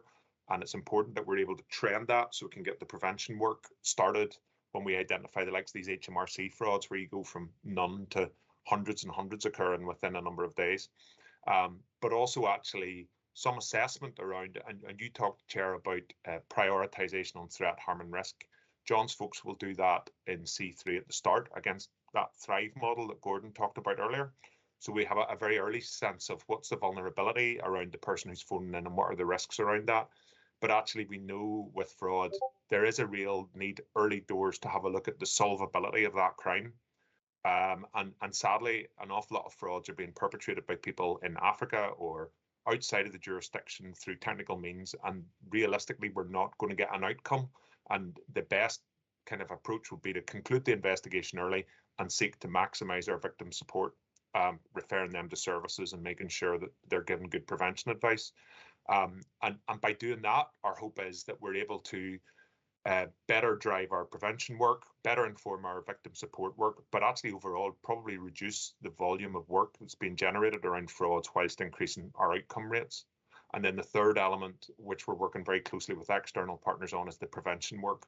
How do we actually really strongly drive the prevention messages and work, particularly through private sector colleagues in the banking industry and wider, to make it a lot safer for people to operate and reduce the likelihood and impact of fraud in the first place.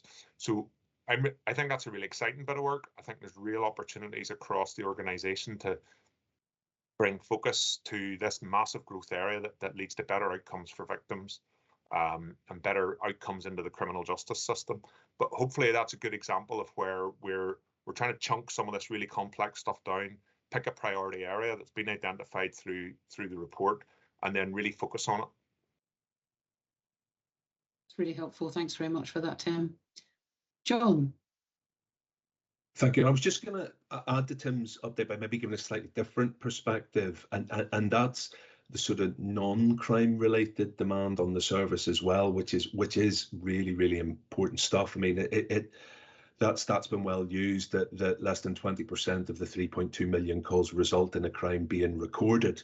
And what we have seen is a huge draw, and it goes back to the point of policing as defined in the Act, and the point about well-being that I think perhaps yourself made, Chair. So we have a huge amount of our daily effort is keeping citizens safe without in the absence of crime. And I do think the last couple of years have particularly highlighted the role in resilience that policing plays right across the country, and it's something that doesn't always achieve the spotlight. So whether that was preparing for EU exit or working in partnership locally around COVID, but actually the storms that we've seen recently in many parts of the country, there's been a huge policing role, both in terms of coordinating the effort and in boots on the ground. So I think it is just worth highlighting to that broader very positive contribution that policing gives beyond crime. Of course, the points that have been made around prioritisation are entirely right, but there's if it was only the crime part, it would be much simpler than it actually is as well, which I think is worthy of note. Thanks very much. That's really helpful. I didn't have any other questions on the performance. Just check with other members whether there was anything else. No, Alistair.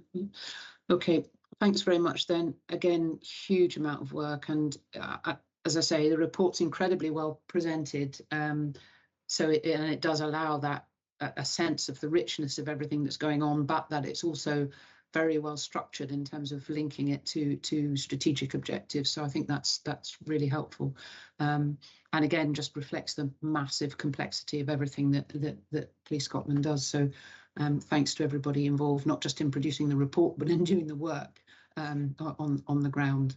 Is really appreciated. Can we move on? What I propose to do is if we cover the the benchmarking update, and then break for lunch. We'll see what time it is when we've concluded that, and then have maybe a 20-minute break for lunch, if that's going to be okay with people. So sorry, benchmarking update. Who's that? Is that Tom? Thanks, Chair. Yeah, I'll come in on this. I'll be very brief. Chair, you had asked that this committee receive regular updates on progress. We had made the commitment that we would have as a feature of next year's performance framework, which, as I said earlier, will be coming to the committee in June, that benchmarking would be a central part of that. And obviously we've made that commitment and we're absolutely determined to fulfil that. So the purpose of the paper was really just to update on progress and give a little bit of detail that hopefully is of benefit both to the committee and anybody external watching about what the likely first wave of benchmarking will be. I should say that it's alluded to in the introduction to the paper, but the Short Life Working Group that the College of Policing chair, and the chair I know you're a part of, met much more recently than I think it's September's meeting that's referred to in the body of the paper. And we met on the 7th of March for what I thought was a really excellent meeting, supportive of direction of travel. It allowed us to surface areas like the Your Voice Matters data and the need to prioritise that, but equally the benefit we will have from having that data. It's a point that the Police Federation called out at the recent People Committee, that they wanted to see us benchmarking across some of those indicators, so we'll absolutely do that. And equally, the approach that we've benefited through the Short Life Working Group on is encouraging us to engage with UK policing counterparts through NPCC, which we're doing, just to make sure that this is a kind of joined up narrative. We've put considerable work into the ongoing development of most similar groups, for example, but we do want to test that with colleagues in England and Wales and just make sure that there's no surprises as to the way in which we're going to start to present benchmark data. I mean, the body of the paper itself gives clarity on what are now agreed guiding principles. The most similar groups I've referred to around our approach to data quality, and that we accept that not all of the data is going to be of a kind of premium standard, if you like, but equally, so long as we put appropriate caveats on it, there is still value from presenting it for benchmarking purposes. And then really an overview of the areas that we expect to make up the initial benchmarking framework. Corporate areas like fleet, estates. I've mentioned the Your Voice Matters survey results. Equally, the work around Your Safety Matters, officer assaults and the levels of those, officer and staff assaults, I should say. And I referred to that in the context of the previous paper. Equally, public confidence, user satisfaction. Kirsty Louise, who's on the call, is already working with ACC Hawkins and the Public Confidence Governance Group about what benchmarking we might do and looking at examples from elsewhere. So that's really positive, and we want that to feature within the framework itself. We've included as an annex to the paper the benchmarking dictionary, as it's been called, but that really just gives real detail on what we expect is going to feature. And to finish, as I've said, our intention is to bring that back in concrete form as a feature of the performance framework for next year, and then we build from there. So this is really just putting the foundations in on an approach that I'm really pleased to have worked with SPA colleagues on as well. Thank you. Thanks very much. I'll open it up to colleagues in a minute. I just want to, I suppose, make a confession really, because I started this kind of journey of understanding benchmarking with the view that why don't we just ask what other people do and have that inform what we do. And I thought that's pretty simple. And then all of this work has just made me realise how unbelievably complex it is. So I get that, and I think sitting on that group has been really enlightening and really helpful. There is something inside me still that says let's not get so obsessed with absolute parity that we lose the bigger picture of somebody else over there seems to be doing something that's really good, and let's see the extent to which we could do it as well, and maybe that would help. So I wouldn't want to lose almost a little bit of that naivety, because if it excludes really good practice, then that would be a shame. So, but equally, I absolutely am in a much better position in terms of understanding the complexity and, you know, the legitimacy then that benchmarking has if you do it thoroughly and with, you know, in the way that has been done. So I absolutely get that. So thanks very much to everybody for that on my journey, in my benchmarking journey. But let me open it up to Alistair, Katrina, if there's any comments or questions. Katrina. No, really, yeah, it's really fascinating. And to add to what you just said, the other thing is, you know, if we find that there's not any particular good practice in any particular area being carried out by other people, that doesn't mean that we don't then set our own level, if you like, of good practice. I just have a wee technical complaint to make, and I'm not quite sure whose responsibility this is, but I'm really fascinated by this. I'm a researcher, you know, so I love, but I can't read that. It's so tiny. So it's just a wee ask that the next time, or even this time, could I get a copy of this that actually I can actually see? It'd be really, really helpful. But other than that, I'm really fascinated. I think this is really interesting. Thank you very much. Thanks for that. Alistair. Yeah, thanks very much. Another really good paper that sums up very well a lot of work that's gone on over a period of time and a growing understanding. I'm sure within Police Scotland, but certainly on this committee of the complexity, but the ultimate benefits of getting it right from benchmarking. So you know, I commend the work that's been done. And really, my question is about I think it's June. When we should be beginning to see the first use of how we're going to use benchmarking going forward. And we're still confident we're going to stick to that timetable. And to echo the chair's comment as well, that you know, a degree of simplicity within complexity, you know, is still always useful for us. You know, going forward. So adding benchmarking alongside all the other excellent performance data we've already heard about, and an increase in use of, you know, case studies internally and externally, it really is. It really will, I think, give us a better picture of how police is performing and delivering against the policing priorities in the annual policing plan. So that assurance about June. Yep. Chair, if I can come back in, and thanks Alistair and to Katrina for those really supportive comments again. I'll give you the commitment that when we bring the performance framework back in June, benchmarking will be a feature of it. I mean, that's what all of this work has been focused on.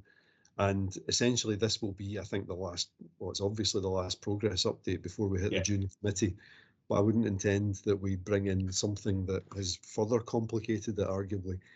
I get the point, and it's important that we don't lose some of the benefit of simplicity here. So I think we need to reflect on that as well. The point was actually made, Michelle, you'll recall, by the chair of the authority when we met as a short-life working group, that actually one of the purposes of benchmarking was not just about driving improvement, but it was about building public confidence. So we've got to make it accessible. If it becomes so difficult to follow, and that's to say nothing, Katrina, about the typeset that we put it in, then we've failed. So I think we need to get that right, but it's the benefit of getting that feedback. So thank you. Okay, are we happy to pause at that point? What I suggest, can we come back at 1:45, and get through the rest of the agenda? There's some really interesting things on the agenda this afternoon. So, and I think DCC Taylor will leave us at this point, I think. So, but thanks very much, Fiona, for your contribution and all the work that you're leading on. I think it's been really impressive to hear about it. So thanks very much. Okay, so we'll be back at 1:45. Thanks very much, everybody.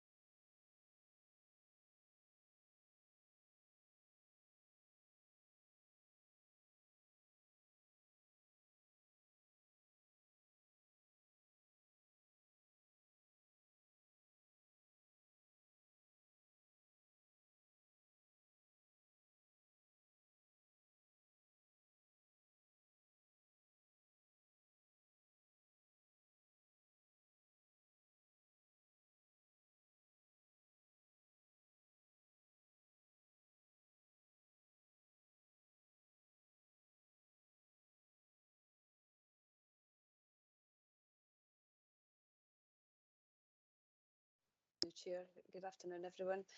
So as members will recall, I came and presented the improvement plan back in September of last year, and the purpose of today's paper is really just to provide a progress update.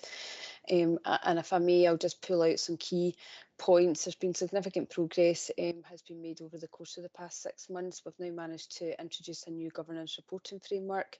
We've completed the SCRS 2020-2021 audit, and there's been a real positive in terms of the increase in compliance across all 3 audit categories within that. Of particular note is the no crime, which has increased from 94.86% back in 1819 to 97.81 for 2021.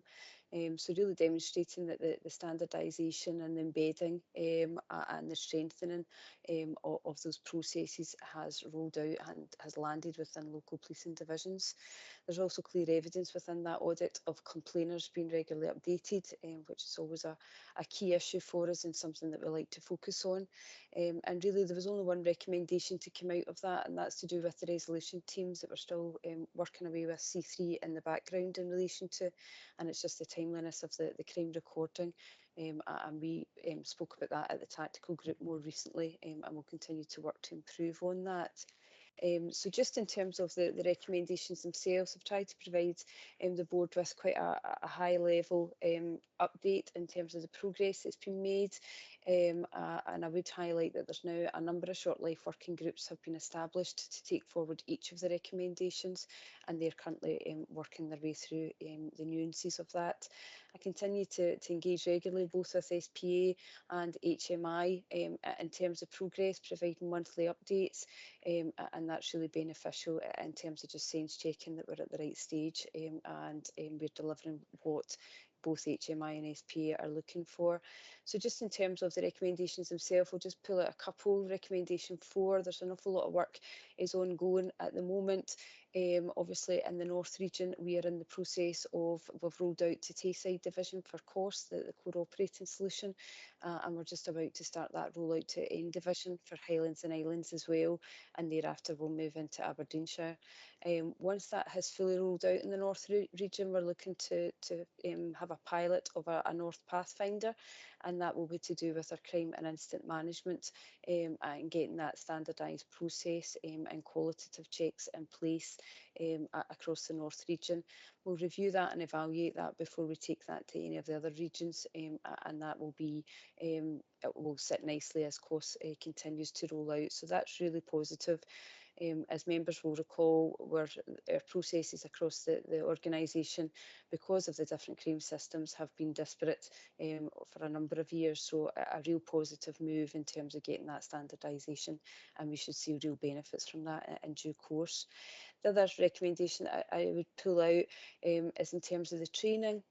We are looking now, and this is following further discussions both with the COS project but also with HMI, in terms of COS is concentrating the training in terms of the system usage and the processes that are required. It's a really busy agenda in terms of their training calendar, but there's a real need as well, and we recognise that in terms of ensuring the SCRS compliance, that we provide some training and support round about that we provide support round about those qualitative checks, because we are moving to a system that's direct officer input, so it's really important that we get it right first time. So we had our strategic crime audit group yesterday that the ACCs attend, and we had some discussions, early discussions now are ongoing about how we can pull together a training package that is bespoke and can be delivered across each of the divisions in order that the commanders can assure themselves about those qualitative assurance processes in terms of that data. So that's early discussions at the moment. Logistically, we have a national training function, so we just need to work through the logistics of how we can deliver that locally. As members will see from the paper, the timescales are really interdependent with the COS project and the FMOR project, and we've had some challenges in terms of the Highlands and Islands rollout of COS. We obviously had COP26 in November. We've had COVID absences, and actually we've found that in division the data migration has been really quite complicated, given the fact that this is a completely new system for that division. So there has been a slight amount of slippage there. I attend the goal groups on a regular basis for COS and keep a close eye on that, and obviously with the crime audit recommendations in mind at the back of that. So I'm confident that in terms of the learning that we've had moving forward from D division to N division, that we are on track. We've internally moved some of our timescales just to accommodate that slippage, but overall we're still within scope of what we provided in terms of our improvement plan, of what we provided back to HMI back in September time. So that's all I would propose to tease out from the paper, Chair. Happy to take any questions or comments. Thanks. Laura, thanks very much. Really helpful paper as well. An awful lot of work going on, and it's really good to see the progress. So I'll open it up to colleagues. Alistair, Katrina, if any comments, questions, Alistair. Yeah, again, very good update, and clearly a lot of work going on. I've got a couple of questions. One is just prompted. You probably answered it, but you said you had some challenges to the core operational solutions rollout in the Highlands and Islands area. Was that solely down to COVID and to COP26, or were there other issues that have emerged up there? Thanks, Alistair. The main issue that's emerged is the data migration is much more complicated than we initially thought. So in Tayside, you would describe Tayside as having a Unify upgrade, if you like. So that was a system that was already in place within Tayside. So the data migration was much more straightforward. In N division, it's a completely new system, and it's ended up being much more complicated than they'd initially anticipated. So that has been the main reason in terms of that slippage. But there's been a lot of learning has come out of doing that process. It's been very worthwhile in terms of cleansing that data, weeding it, having our retention policies in place to make sure that the data that we put onto the system is actually accurate and as up to date as we can possibly make it. So that, as I say, there's been a lot of learning that will then be taken to the next divisions as COS continues to roll out. Yeah, and just on the same vein then, I mean, I really appreciate that you're learning lessons and you're feeding them into the programme as you go forward. With the intelligence you've got about the systems that were in the other 6 legacy forces, are you anticipating any similar issues to the ones you've experienced in Highlands and Islands going forward? We could do, certainly in the legacy Strathclyde area, that system is similar in terms of it's nothing like Unify at the moment, so there could be similar issues, but obviously the learning that they've taken from N division, they will be able to work on that and make those processes slicker and more efficient as we move forward. Yeah, so core operational solutions is clearly central to success and all of this, and there's a little bit of slippage. Have you got, building on the conversation we've just had, are there contingencies in place, to try and continue on this journey and prevent further slippage going forward? Certainly. So obviously there's it's ACC McDonald as the SRO and co-chair is Alice, Mr Henry in relation to this project. So there is a full project plan and a team sitting at the back of that to try and mitigate any further slippage as best they can. But in the meantime, there's a lot of work, as I said, in terms of the training around about the qualitative part that we can look to do, looking at the crime and incident management and how that pilot then lands. There's work that we can do in the meantime while we wait on COS rolling out across the entire country. Yeah, I mean, I don't in any way underestimate the complexity in dealing with what was in place from the 8 legacy forces and probably even differences within it. So I think the progress is commendable, and it's good to highlight where the challenges are and how you're anticipating tackling similar ones going forward. So thank you for that. Thanks, Alistair. Thanks, Alistair. Katrina, did you have anything? No, okay. Nothing specific from me other than I think it's really encouraging to see, and it's really, you know, looking at the progress, notwithstanding some of the challenges around the timescales, and I accept that. My question is about timescales, but not in relation to any kind of global delay, if you like, and it's just more about whether any further update you might just put the anticipated timescales in so that we can see the timeline, albeit that those might be extended beyond what you would have hoped for because of circumstances. So it's not about putting pressure on speeding the process up. It's just about seeing the a picture of the anticipated timescale for it all. I think would be useful, a useful addition to the paper. But I think it's really helpful and really good to see. So thanks very much for that. Thanks, Chair. And just for that reassurance, I suppose those timescales are sitting on the wider improvement plan. Okay. We narrowed it in to focus in on the progress updates and what the next steps would look like, but I can absolutely bring the full plan back to PPC for the next update. That's no problem at all. That's really helpful. Thanks very much for that, Laura. Okay, I think that means we can move on. The next item is the Independent Custody Visiting Service report. Scott, are you going to speak to that? Thanks, Chair. Yes, I am. Sorry. No, thanks, Chair. I'll take the paper as read, but I'll give a brief kind of introduction to the paper, if you like. I should note that in the paper there's a significant amount of background information, which has been provided in the covered paper. It's not the intention to do this going forward. It's just for the first iteration of it, so we'll streamline this for future quarterly reports. The main headline of the report is that during 275 successful visits to custody, there were no recorded observations of inhumane treatment or torture, as per OPCAT. Key areas to note are that there were 66 areas for improvement escalated to Police Scotland during Q3. 60 of them have been resolved, which is great. It's over 90% of them, with 6 still outstanding. The 6 that are still outstanding are actually slightly longer term in nature in terms of resolution. They are mostly estates related issues that will take slightly longer to address.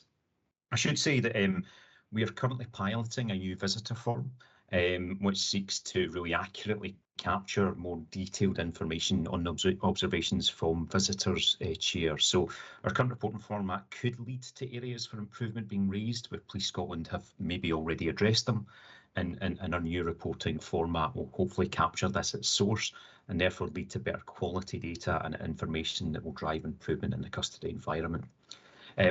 It's important to note that the management review of ICVS is nearing completion, and that we now intend to kind of undertake a number of improvement initiatives that came out from that. This will in time increase really the intelligence, kind of increased intelligence that we can gather and ultimately allow for further improvements to reporting and further improvements in custody as well. This is the first time that we have presented this kind of format in terms of a quarterly report to SB members through the Police and Performance Committee. Therefore, I'd be really interested in hearing members' feedback and whether the report is appropriate or they find this approach is suitable for your needs, and if there's any further areas we should consider for inclusion.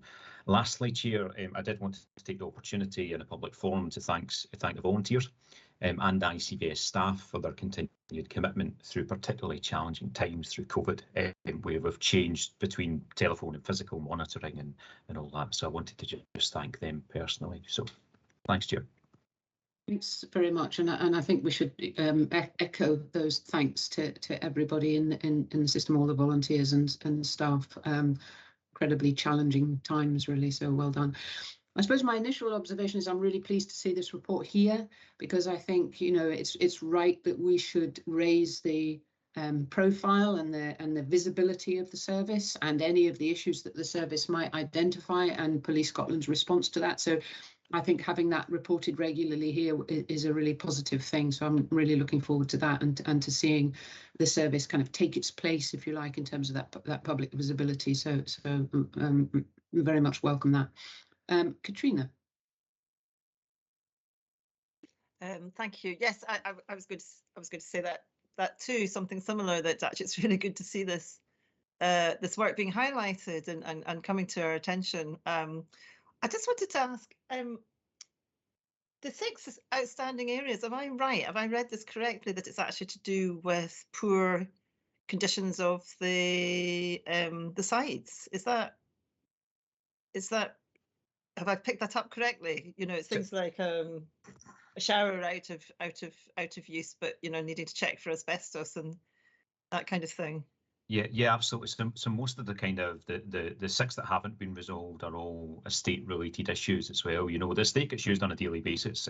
You know, and as we know and has been discussed, the custody estate can be quite aged in some instances in terms of legacy forces and their kind of investment in the custody estate as well. So yes, some of them are custody estate issues that are relatively long standing. So.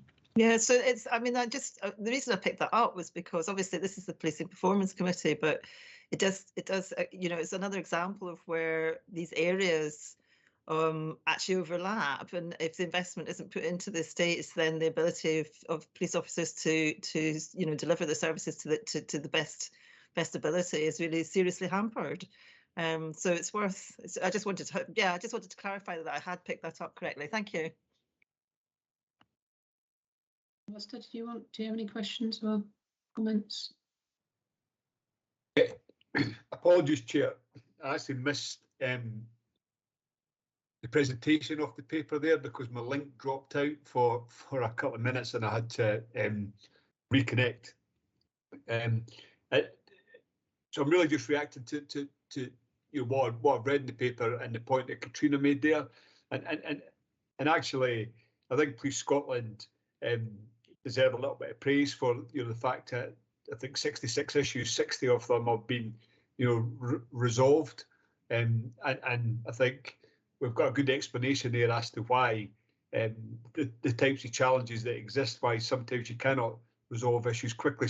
So see, when you can't resolve these these issues quickly, you know, such as a shower, you know, being out and asbestos being there, what's the contingencies that are in place to make sure that people are obviously who need to be in custody are properly looked after? You know, that's my kind of follow-up question for that. And then just a comment to add to Katrina's as well. I think it really does add value, the fact that you're on a number of different committees. So when the property strategy and that comes, you know, to resources, it comes to life more, having heard, you know, a report like this. So highlighting this report, as has already been commented on, I think is an extremely important issue. So my question, and that was my comment. Excellent. Thanks, Alistair. I'll hand over to Gordon McCready, the Divisional Commander for Custody, in just a wee second. But just to kind of give members assurance, you know, there's really good relationships building between ICBS and building on strong foundations that were already there between ICBS and Police Scotland to really keep these things kind of, you know, constantly monitored to see when they will be addressed and what does that look like and what does the improvement plan look like as well. We're absolutely right in terms of that connection to other committees and kind of seeing investment in a state coming through and then thinking about the issues that have been raised in several papers across different committees and what does that look like. But I'll hand over to Gordon McCready, Chief Super for custody. Thanks, everybody. Thanks, Chair. I'll start with the strategic and move towards the operational factor. So just to give the committee some assurance in terms of our investment in estates, just a fortnight ago I visited works that were taking place in Elgin. Works have just been approved for Inverness. We're almost, I think, in 3 weeks' time, we finish works at Falkirk. London Road was done last year, albeit, you know, we will continue to invest in the site. And there's other ongoing discussions about sites at Greenock and across Scotland. So there is investment, but as Scott rightly alluded to, and I really appreciate the committee taking the time to consider and reflect on these things, we are still dealing with legacy underinvestment in parts of the country.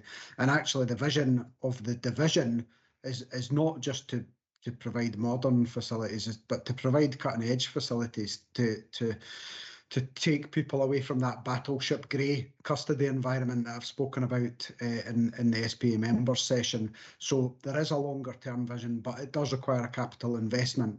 And in fairness to the executive and the force, we have benefited from capital investment. It's just there is a lot of work to be done. On an operational basis, where showers you know, aren't in existence, you know, people in custody will be afforded the opportunity to wash at sinks, etc., but it's suboptimal. There is no moving away from that. It is suboptimal. And if I could replicate Kitty Brewster up in Aberdeen as a site across Scotland, I would. but the monies are significant. But I think on the whole, given the hand we had a couple of years ago, we're moving in a better direction. Thanks for that, Gordon. That's really helpful. I mean, I don't have any other questions. The only thing is, you asked Scott about the presentation of the report and so on, and it just strikes me that we've got the HMICS inspection report of custody in the northeast, and you know it's happenstance that it happens to be on the same agenda. But I did wonder whether there was a logic in linking the two reports together, and you know, in future, if it's logical, just so that you know, as part of the agenda and the structure of the agenda, just so in case there's read across or so on. So I mean, it's not a major issue. It's just about thinking about the things that logically may go together. And then the other question is more about the extent to which the ICVS, the work of ICVS, feeds into those inspection reports. And Kirsty, maybe you could say a little bit about that, just so that I understand the relationship between the two. That would be helpful. Thanks, Chair. Yeah, I'll just come in there. Obviously, with HMICS, it was back a few years ago that I developed an MOU with HMICS to kind of set out, you know, what that would look like and how that would work. So we've got an agreement in place, both signed by the SPE and Jill Emery, that we will work together. So we link in with them, you know, prior to inspections. They may seek the advice and help from myself or visitors. And then what we'll tend to do is we'll obviously read the reports and take away any kind of the highlighted issues, and my visitors will kind of keep an eye on these improvements. And then I have regular meetings with HMICS as part of the new continuous improvement unit within criminal justice, and that's where we kind of discuss movement going forward. But yes, there is that close working relationship on a regular basis in terms of their outputs and our inputs, and cross-referenced. Thanks, because that's really helpful. Any other questions or comments from colleagues? No. Okay, just to reiterate, but thanks both to ICVS for all the work that you do and the visitors do, but also the really positive responses from Police Scotland in terms of you know, addressing challenges, albeit within the difficulties in terms of some of the logistics and the costings that we've just discussed. But you know, to appreciate that responsiveness as well. So thanks very much for that. And we look forward to the next one. Okay, thanks very much for that. Can we move on then? We're now into section 4, public confidence and partnership activity. And the first report is the response and analysis on spiking. Laura, is that you? It is, Chair, yes. Thanks. Thank you. So I think from memory, this will be the first time that spikings came to this committee in relation to it. So just for everyone's awareness, spikings in terms of the background, it's not new. It's something that Police Scotland have been dealing with for a number of years, but we do traditionally see a bit of an increase around about September, October time, which coincides with the universities and the colleges returning for their first term, and also with Freshers' Week.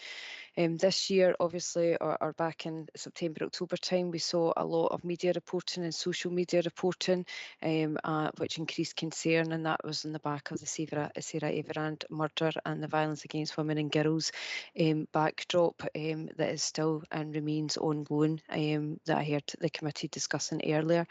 That increase in concern was not just felt across Scotland, but it was also felt across England and Wales and Ireland as well. And as a result, Police Scotland reacted very quickly in terms of setting up appropriate governance structures to take a grip of that situation. So there's gold, silver and partnership meetings were established with a wide range of partners and attendance. Police Scotland were an integral member as well in terms of attending Scottish Government roundtable events. And I would also go and represent Police Scotland at the National Police Chiefs Council's gold groups chaired by DCC Jason Harwin. So I've provided some stats in terms of the paper. Happy to discuss those in kind of wider context, but in particular, and this is replicated across England and Wales, we're seeing very little in the way of secondary offending, whether that be acquisitive crime or indeed sexual crime. And when you look at the 9 reports that looks as if there's been administration of a substance for a sexual purpose. Traditionally, only one of those has actually taken place within what we would traditionally think of as a spiking incident in terms of a victim being targeted within licensed premises. The remainder of that group have actually taken place in domestic settings and are much more complicated in terms of a kind of stranger attack, if you like. One of them in particular has been transferred down to a force in England and has been marked no crime up here. The locus or the location of that offence was down south. So in terms of governance across the country, we introduced Spoks into each of the divisions at DI level, so there would be senior and SIOs in terms of having that investigative oversight for each investigation. And the determination there was to quickly identify offenders and bring them to justice as quickly as possible in order that we could support victims appropriately. We continue to monitor that situation on a weekly basis, and the analysts provide us with a weekly update. We're looking for repeat locations, we look for repeat victimisation, we look for repeat offenders, and any sort of trend in amongst all that. Traditionally, we're finding that the vast majority are female victims, but they're not all female victims. Some of our victims are male. Age range is between 18 to 26 years, and most of these instances occur within large cities and within licensed premises. Victims often don't remember what's taken place, and third-party partners such as Rape Crisis Scotland tell us that there's a real reluctance to come forward and report because they feel that they may not be believed because they can't actually remember what's happened to them. We would encourage all victims to come forward and to come forward as quickly as possible. It will help us to obtain the best evidence possible and let us try and help victims to be able to establish actually what has taken place and what the truth is, and bring any potential perpetrators to justice very quickly. Members will see in the report I've included that Police Scotland are currently conducting a review into response to spiking, and that's been commissioned by ACC Ritchie. That is really standard practice for Police Scotland in terms of investigations. We can bring in peer support, peer reviews, what's called a MIAG, a Major Incident Advisory Group, whereby we bring expertise around a table and we discuss progress in terms of processes, etc.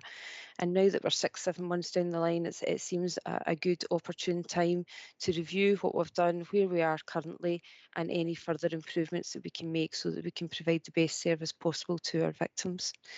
In terms of the partnership meeting, as I said earlier, a wide array of members around that table, including health, Rape Crisis Scotland, victim support, student bodies were represented, as was the licensing trade as well, and partnership preventions and our community wellbeing team continue to work with these partners as we move forward. There's also an appendix attached to the paper regarding our communications toolkit. It's really detailed, and that was to ensure that we had consistent messaging both internally and externally across the organisation. That was handed out to commanders as we moved into the festive period to make sure that that messaging was consistent. Bystander awareness training was a real focus for us and continues to be such, and we work closely with the licensing trade in order to deliver that across premises. And as members would expect, we are already in the stages of planning for Freshers Week for this year to make sure that we have a really in-depth plan round about this and an action plan that will be rolled out in the near future to make sure that we have the best opportunity to prevent any further spiking incidents as we move forward. So happy again, Chair, to take any questions or any comments. Thanks. Thanks very much. Very interesting report. Katrina. I'm aware I've said that. Oh yes, thank you very much. Indeed, I think this area is really important. It's really depressing. I've said this in other forums, but it has always been around. You know, I'm a really old person now, and my friends, my peers, and I were subjected to having our drinks spiked. When I was 16, 17, 18, or we were 16, 17, 18, won't go into detail, but it would never have occurred to us to report. It would never have occurred to us that this was a crime. We just kind of didn't accept it, but it was like, oh my goodness, this is happening, and we looked out for each other. I had a particular friend that actually was just always being drugged, you know, and it was Mogadon was the drug of choice in my day. So in some ways, I think it's incredibly depressing if this is being seen as a thing that's on the rise. But on the other hand, maybe I'm taking a bit of heart from the fact that people are reporting it, and it is actually now being, you know, identified very clearly as a crime. And completely unacceptable. You know, the flip side of that is that students are still going back, you know, going to university and thinking it's game on. Some people, sorry, a small section of society are going, it's game on. You know, so one of the questions I have for you really is, do you think the increase is partly about the fact that people are coming forward? I know you say there is a reluctance, but at least it is being reported, it is being recognised as a crime. I kind of also wanted to check with you when males are the victims, are they who are they victims of? Is one of my questions. Is there a general picture there as well? You just so there were a couple of questions there. I think the other question, of sort of bigger kind of thing in my head, is how much this is joined up with the violence against women work that is being done, because it's just part of the picture, isn't it? And it needs to be seen as such. It needs to be seen as a violent crime against women and girls, or against anybody, if there are some males as well. But in general, this is going to be fairly gendered, from what I could see. And you've talked about a review, so I kind of wondered whether, you know, about time frames, and I'm sorry if I've missed that in the report. And when we get sight of that review. And my comment was just to remember, and I know I bang on about this quite a lot of places, but to remember some women will be experiencing issues of intersectionality, and they may have more difficulties reporting, and they may not always feel that even going to the bodies that exist to support women, for example, like the rape crisis or whatever, they may feel that they can't access them for whatever reason. So I'm thinking particularly about the women in my community who are not only disabled, i.e., you know, autistic, but they may be women of colour as well, and that they, you know, they do report that they have issues sometimes where they feel they're being discriminated against doubly, if you like. So I just thought I would kind of raise that. But really, really important report and very interesting. Thank you very much indeed. Thanks. Laura, did you want to come back on any of that? Yes, I would just thankfully, Chair, I started writing them down because I wouldn't have kept up otherwise. So in terms of the trust and confidence piece, Katrina, I think we can take a real positive from this. I think, you know, really encouragingly, the media have highlighted the issue, and the trust and confidence in Police Scotland has allowed people to come forward. I heard a discussing the Not That Guy campaign earlier. So there's a whole host and raft of areas of work that are going on just now across Police Scotland in terms of violence against women and girls. They all sit under DCC Graham, which my portfolio sits under there too. So they're all absolutely joined up in terms of talking to each other. So I am encouraged and would continue to encourage anyone who has any concerns that they may have been spiked to come forward and report that to us as quickly as possible. I absolutely take your point in terms of the intersectionality and hard to reach groups, and it's something I'll take back to PPCW, and we could speak within that wider partnership group in terms of actually what else can we actually do in this space to encourage reporting in that space. In terms of the male victims, it's a very small handful of data that we've got in relation to that, the problem and what we're seeing across the UK is we still aren't clear on the motivation for this type of crime. As I said, there's very little secondary offending that's connected to it. So to actually have conducted a spiking incident in isolation without any other offending, then what is the purpose of that? And whether in terms of male victims, you know, that's a cultural issue amongst peers. None of that's entirely clear, and because the data set is so small, it'd be really difficult to identify that, Katrina.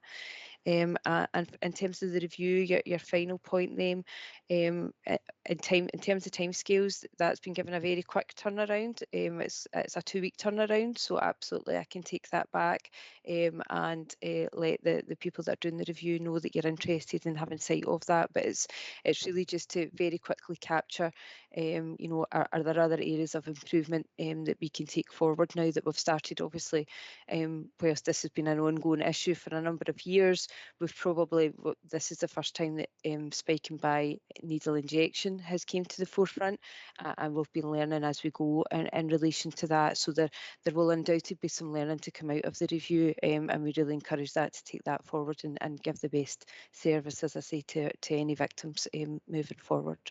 Thanks. That's really helpful. Thank you very much. And I just wanted to add another little comment, which was what you said about the complexity of, you know, that there might be in student unions, there might be in pubs, but then there's a more complex picture. In my experience, it's not necessarily strangers. It's peers. It's people you think are friends. It's part of the gang. It happens in pubs. It happens in domestic parties, in people's flats, people you know. So yeah, it isn't as simple as, you know, stranger danger. It is, as you say, more complex. But thanks very much for that. Thank you. Thanks, Katrina. Alistair. Yeah, thanks, Chair, and thanks, Laura. And another very helpful and indeed powerful paper. Just a couple of questions from me. Could you expand a little bit on the partnership work you're doing? You know, in relation to, for example, the bystander awareness and how this perhaps is now part of the Best Bar None. And the other bit is, I know you mentioned that you attend national forums and that, but is there formal benchmarking that takes place, lessons learned from other jurisdictions? So that's my 2 questions. Thanks, Alistair. And the bystander aspect of it's not my expertise, but I did reach out to colleagues, so please bear with me. But each division do have officers that are trained to deliver bystander training, particularly across the nighttime economy, as you would expect. There are premises in terms of they will look to record centrally any bystander training as well that they conduct. They'll share those stats with Scottish Government, the Violence Reduction Unit. And officers can also deliver to higher and further education settings as well. There's actually a pilot ongoing just now with Greater Glasgow Division and Rape Crisis Scotland, Rape Crisis Greater Glasgow, whereby they're looking to roll out some bystander training in partnership, and that's for higher education setting in advance of Freshers' Week for this year. So if that's successful, then we can look to roll that out wider across the country as well. But obviously they'll look at the evaluation and comparison stats, you know, year on year anyway, in terms of Freshers' Week, but there'll be a particular focus on that this year as we move forward. So hopefully that answers your question on bystander training. Okay. In terms of the benchmarking, National Crime Agency were a key partner who attended the National Police Chief Council meetings, and they were tasked on a regular basis with looking wider, not just across the UK, but actually looking wider internationally and across Europe. And whilst there were small pockets of spiking seen in some other countries, it was very minimal, and this does seem to be focused across the UK at this moment in time. But that said, that was a fantastic forum in terms of Police Scotland being able to share our learning, and equally we were receiving the learning of the 43 forces across England and Wales that I could then bring back to Scotland, and for us to work on and use to see if it fitted within our setting and scenario and anything else that we could do to make things better. Yeah. Well, thank you very much. That answers my questions, and you know, I'm still processing all this, and I think some of the points that Katrina had made there about, you know, you do think of this as being a stranger doing it in a to somebody in a licensed premise, you know, but thinking about how you get this across, you know, that you know, for people not to be the person that does it, but equally for people to look out for each other, and you know, a domestic, you know, an unlicensed social event, a party, and that it's a real challenge. It's a real challenge. So I think your review going forward and considering all this is going to be extremely important and valuable. So I'll look forward to hearing about that. Absolutely, thank you. So yeah, I think that's going to be really helpful. And I thought I was struck by Katrina's comment really about, you know, that it feels that because this has been in the news recently that it's a new thing. But I think, you know, actually what's really clear is that it is not a new thing. But at least I think the work that you're doing and the focus on it is going to be really helpful. And I, like Alistair and Katrina, be really interested in the outcome of the review and where we go from there. So Laura, thanks very much for that. Again, really helpful report. Thanks, Chair. Okay, that takes us on to the HMICS North East Custody Inspection. We have Elaine Galbraith from HMICS to present that. Welcome, Elaine. Looking forward to hearing from you. Hello, Chair. Good afternoon, members. There are a number of common areas, as you would expect from the conversation that was just had in relation to ICBS and some of the points that Gordon made, so forgive me on that. So the inspection report itself was published in December 2021. We obviously did the inspection in September on the 3 primary custody centres in the North East, being Kitty Brewster and Aberdeen, Fraserburgh and Elgin. And generally speaking, this is a very positive inspection, not least down to the professionalism of the staff within the 3 custody centres, and also the whole positive culture that Criminal Justice Services Division have in respect of trying to minimise people's time in custody in general. So the ethos is definitely there. There were a number of differences, as you would expect. Gordon's already outlined Kitty Brewster sort of being the gold standard in relation to conditions and facilities, and then variances between Fraserburgh and particularly Elgin.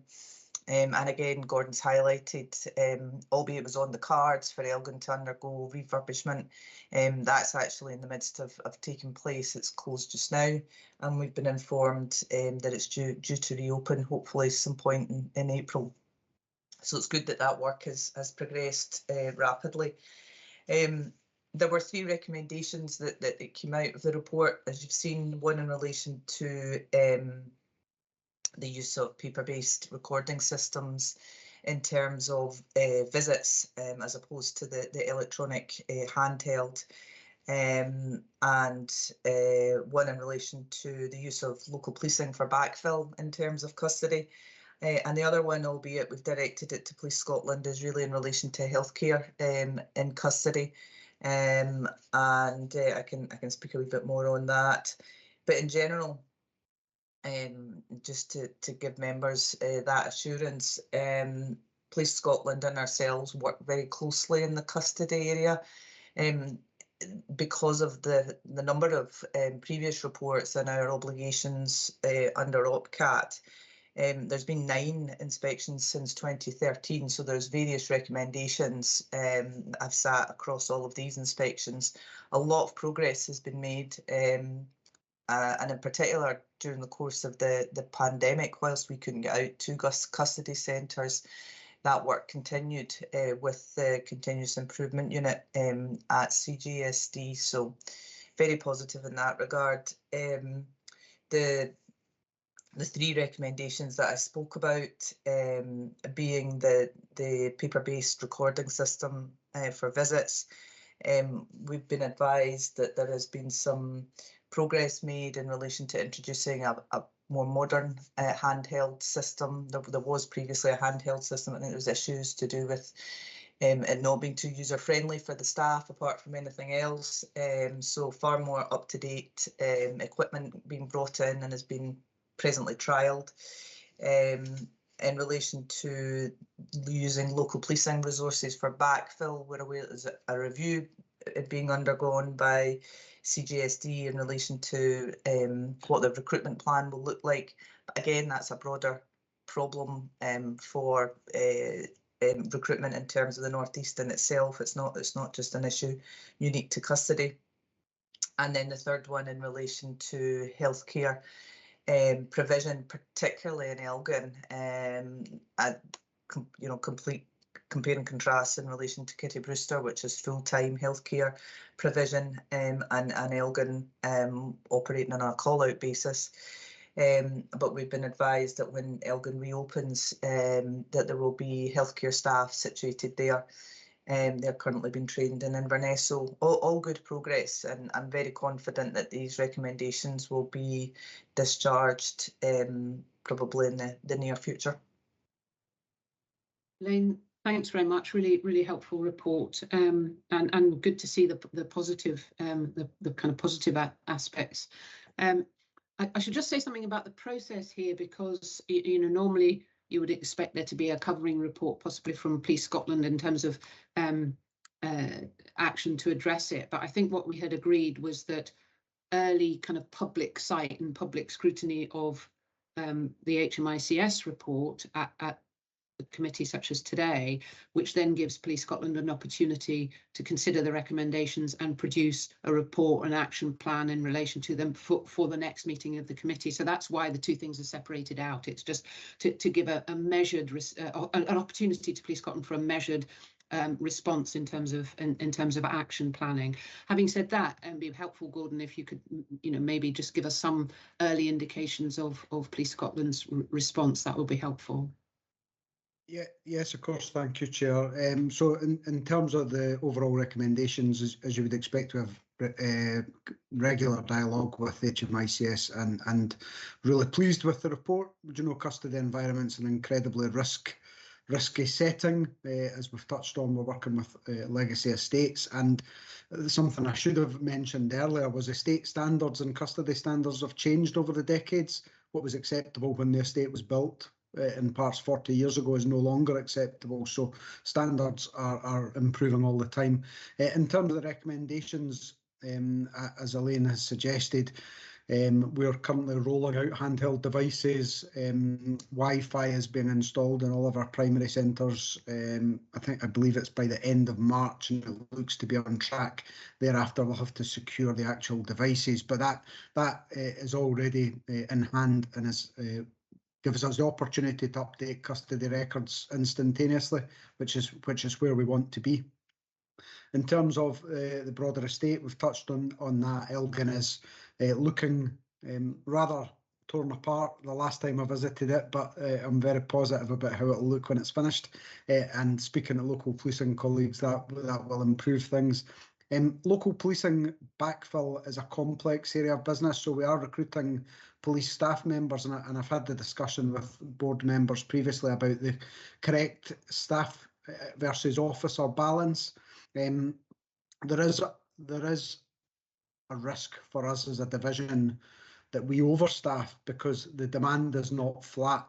So there is, I think, a responsible element of bringing in local policing staff where demand is peaking, but it has to be done in conjunction with local policing and through negotiation, etc. So it's a complex picture, but we're seeking to find the right balance in that respect. And then finally, in regards healthcare, I make no apology, and I've not hidden it from anybody. My own views are that we have a disparate and unacceptable provision of healthcare across Scotland, and I'm really enthused by the opportunity to consider that in conjunction with Healthcare Improvement Scotland and HMICS in the pending inspection of healthcare. I think that will absolutely shine a light into the corners and will hopefully start a discussion with our 14 health boards about what the consistent, compassionate and correct level of care is across our estate. Well, thanks very much for that really helpful update, or initial response, I should say, and look forward to seeing more of the detail of that in due course. Alistair, Katrina, any questions or comments? Alistair? Yeah, thanks very much, both to Elaine and Gordon there. I look forward. I mean, these are important recommendations. It's good to hear that there's already work and trying to deal with them, and I look forward to receiving the action plan, and we can make everything time bound in terms of when we will see these recommendations being addressed. But I just wanted to comment on the positivity that Elaine put across here. That recognition of that. I mean, it is a challenging within criminal justice's division. It's a high risk environment. But the recognition that's been given to the positive culture, to the staff, I think that's a really important thing that you picked up and reported on there, Elaine, and I'm really pleased to see that, because sometimes people would comment that inspection bodies, I'm not saying you're one, but they often focus on deficit and they don't always recognise the excellent work that goes on, and this does. So I think it's a powerful report. Thank you. Alistair. Trina, any comments or thoughts? No. No, I would just reiterate what's already been said. So yeah. Thank you. Yeah. Equally, thanks, Alistair. Really helpful kind of summary and support all the positive work that's going on. Elaine, thanks very much for the report and for coming to present it to us today. Really appreciate it. Okay, thank you. Thank you. Okay, can we move on then to call handling and incident response? I think is the next report. John? Is that you? Brilliant. Okay, thank you. It is, Nick. No, thank you. And I'm joined by Chief Superintendent Roddy Newbiggin again, and we're grateful for the opportunity to give the committee a bit of an update on where we are in terms of call handling and incident response. It's I'll certainly not rehearse the paper, but maybe just a few words by way of context. That the report intentionally, structurally, is similar to the previous updates we've given to this committee, just to allow, I suppose, the position over time to be assessed and to be observed, hopefully fairly easily.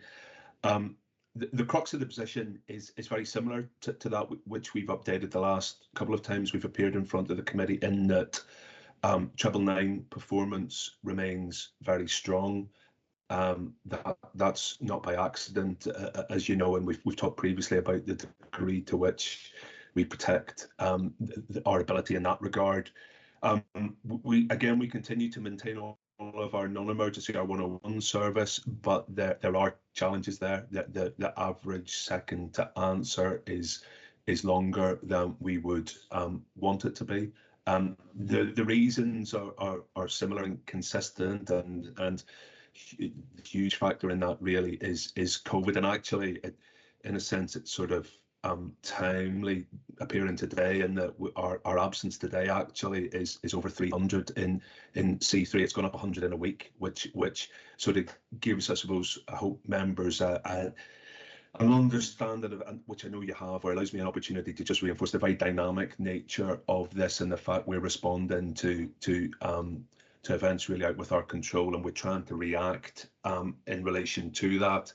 Where I sit ultimately, though, is, and the paper gives some detail around the short-term measures we've taken through the short life working group, which I've spoken about previously. We've quite literally done all we can do in terms of the existing ICT to squeeze the most out of that. Also, we've previously talked about the way in which we have, through a temporary workforce agreement, amended the overtime payments available to staff. That's working well for us still. Our communications effort continues. So we're content in the short term, we're doing all we can. We're also content in the longer term that the modernised contact and engagement, the kind of digital platform we've talked about, will give us what we need in terms of capacity, capability, but also the kind of data that the committee have expressed a desire to see. What I would just say by way of update that is so recent it's not included in the paper, though, is another measure we've been able to take corporately in the short term, and that is to remove a vacancy factor that has been applied to the workforce across Police Scotland. In effect, it will mean an ability to recruit an extra 55 service advisors. So that's pretty significant in terms of allowing us to, from repurposing that that money from within the organisation into C3, it gives us a bit more capacity. It's not a case though of being able to, because we're really conscious, and it would be remiss of me not to say, we're really conscious of the demand that comes with the summer every year in terms of our calls. We do see a predictable spike, and we really want to try and do what we can to ready ourselves for that. We have a long lead time in terms of getting people in, a sort of a 10-week training course and a high level of training, but that's good news, and I thought I would just sort of share that with the committee today. But perhaps with that, Chair, I'll pause, but we're more than happy to take any questions you may have in relation to the content of the paper. Thanks, John, that's really helpful. Alistair, Katrina, any questions or comments? Alistair. You're muted, Alistair.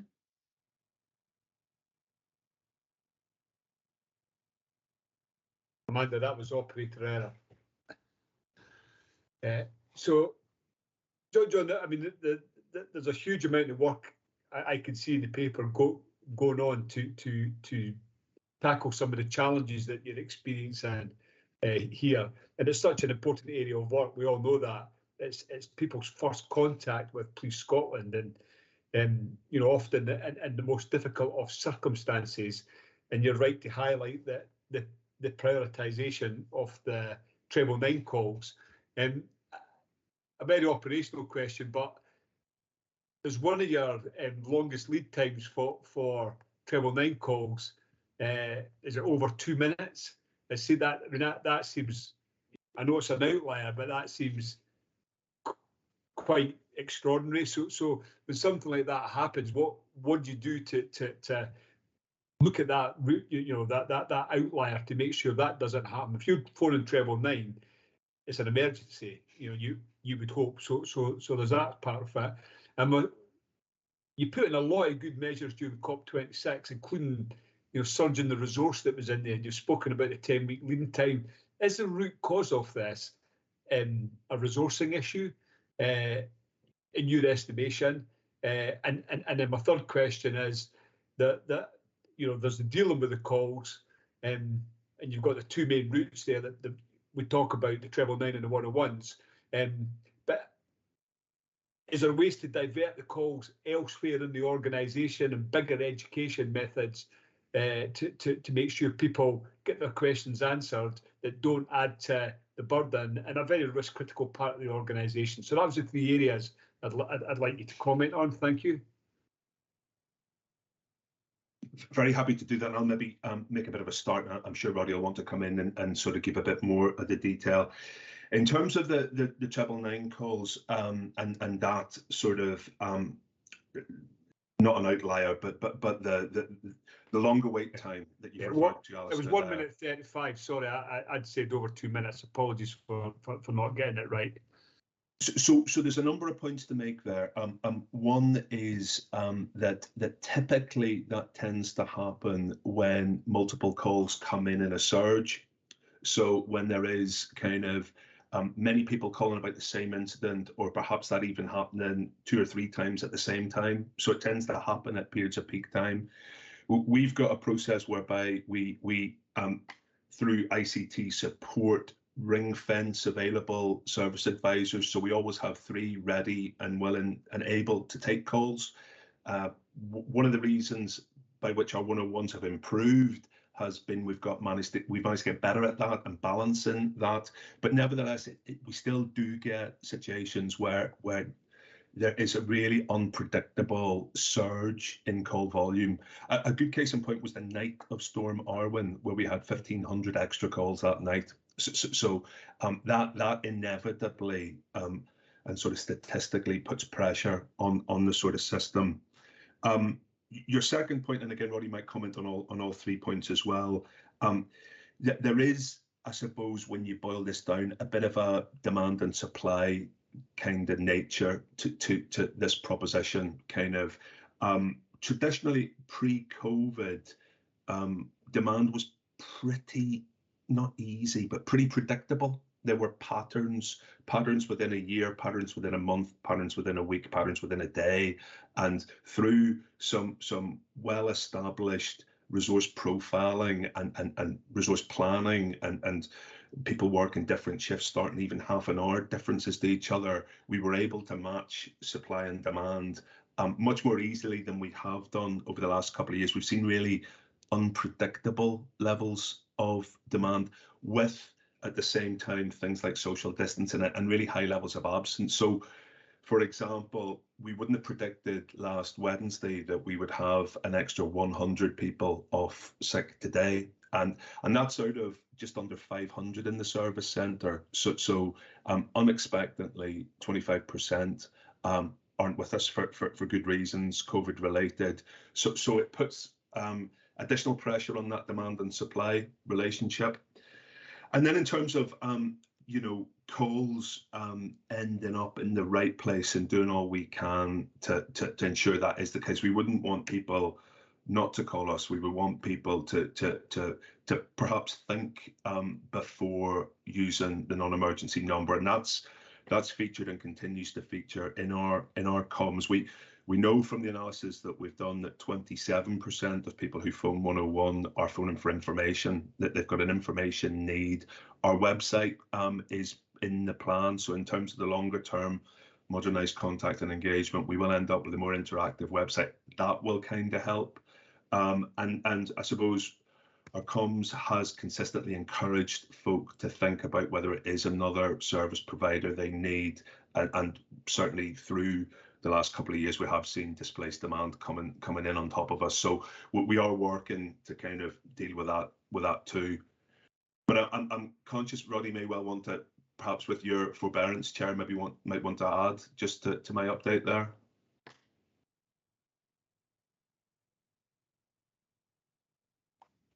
Thanks, Chair. If it's okay, I'll just add a couple of points. I think the ACC's probably covered off a lot of what I was going to say. In terms of the operational side, Alistair, from the managing the treble nines, it's probably worthy a note that it's actually a 5 minutes outlier that the Home Office gives us in terms of a guideline to try and answer all treble nines under 5 minutes. So I know that seems like a long time when you're waiting on a call, but it is to allow for, as the ACC highlights, 15-minute periods, sometimes 5-minute periods where you get a huge influx of calls. We have a dynamic assessment being carried out by our team leaders within the service centre, watching for queues developing, and they have the ability, again, as the ACC says, at any moment to ring fence treble nine operators so that they will only take treble nine calls. So even if they are sitting spare, not taking a call, they will not be given a 101 call, even though there are 101 calls queuing due to the number of treble nines that are coming through to stop that happening. And we used that on the night of Storm Arwen. I'm sure you're not surprised to hear, and actually you'll note the longest wait time for the 101s, which is way out the tolerance level I would expect, but that was on that very night when we had, needless to say, almost all of our service advisors that we could, who were treble nine trained, ring fence to answer treble nines. In relation to your second question, again, I think the ACC's probably well answered that. There's not much more I would add to it in terms of the systems that we've got and the ability to predict demand. The last 2 years have thrown lots of different demands on us, both in terms sometimes of less demand than we would anticipate and other times a lot more. But you have the different factors of government announcements on changes to regulations or guidance for COVID requirements, which caused a lot of influx of calls at the times as well, and also the absence levels based on the spikes of cases, which again we're seeing this week, as is the whole of Scotland. And probably in relation to your last one, in relation to being able to transfer calls elsewhere within the organisation, in our call handling review by HMICS in 2015, they made it very clear that every person who answers a call within our service centre are required to be trained to a particular level. And that, again, is the kind of layout that we've given to you previously about the 10 weeks training, but actually it works out just under 12. It's almost 3 months before the staff are actually taking calls without any supervision. And that's the part that we can't change and we shouldn't change, because we need to make sure that the staff are trained appropriately. There's also a bit that if they've been absent for an excessive period of time, that could be through maternity or through long-term absence, then we actually put them on a refresh training before we would have them answering the calls again, to make sure that they're brought up to speed, because things change in terms of our call handling on such a regular basis. So the ability to transfer calls or to bring others in to answer the calls who are not trained doesn't exist, and wouldn't be a way that we would choose to go, following on from the advice that we've taken on board from the recommendations of that report from HMICS. Happy to take any other questions. Probably the last thing I would say, forgive me, is that in terms of those outliers that you spoke about for treble nines, across the calendar year of 2021, there was 0.17% of our treble nine calls took over 2 minutes to answer. So it's a very, very small proportion of our calls are taking 2 minutes or longer, just to give you that reassurance that we don't have a lot of people who are sitting in that outlier, beyond 2 minutes. Thanks, Chair. I hope that answers all the questions. Thanks, Roddy. Alistair, does that cover everything that you're looking for? Yeah, it does, and I think some, very important points put out there about, the low numbers, but also the tolerances set by the Home Office, etc. So I think a very useful responses. So thank you. Thanks for that. A couple of questions from me. This one might seem a bit obvious, so forgive me, but I was struck, John, when you were saying, that a significant number of calls to 101 are for information, and if you can provide that information differently, then that would be better. And it's not about pushing people away. It's about actually giving them easier access, and access in their own time when it suits them to the information that they need. So I'm just wondering, and this is, forgive me, where it might be seem a bit obvious, but is there a direct link between the data and the information and the intelligence that is being gathered around what people want to know about and the development of the website? Rather than hoping that the website will do something, if you can actually be saying these are the areas where people really need information, that would take a proportion of our call pressures away, and therefore we need that website to be developed accordingly. No, yes, definitely, Michelle. And actually, there's a broader point which that gives me an opportunity to make, which is with modernised contact and engagement, there will be an array of digital services available, but actually co-design, kind of customer public input in that is very much part of our thinking, because the broader point, there's so many things we could do. You could even get involved in the chatbot, artificial intelligence, a variety of different things. But actually, we factored in that public engagement and consultation to really sharpen each of those, including the website. Okay, that's helpful. And my other question was, so what we noticed was there was a real pressure on the system, and then there was a lot of focused effort to address that. And then kind of COP26 came along, and that brought its own pressures, but actually brought its own opportunities in terms of some additional resource, etc. And then we saw the positive impact of all of that on the numbers. I suppose what I'm trying to get to, though, is the extent to which you go beyond the having to make immediate and short-term fixes to a problem, as opposed to thinking about the longer term, the scale of the volume and the resource allocation that's required to meet it, etc. Just to take some pressure off the system, really, because it's actually much more stressful to be running around trying to fix a problem as it emerges. It's a bit like playing whack-a-mole, isn't it? As opposed to, is there a mechanism to say, this is the extent to which we need to be resourced in order for these metrics to show this in terms of our tolerances, and this is what we're doing. So it's just to get a sense of that.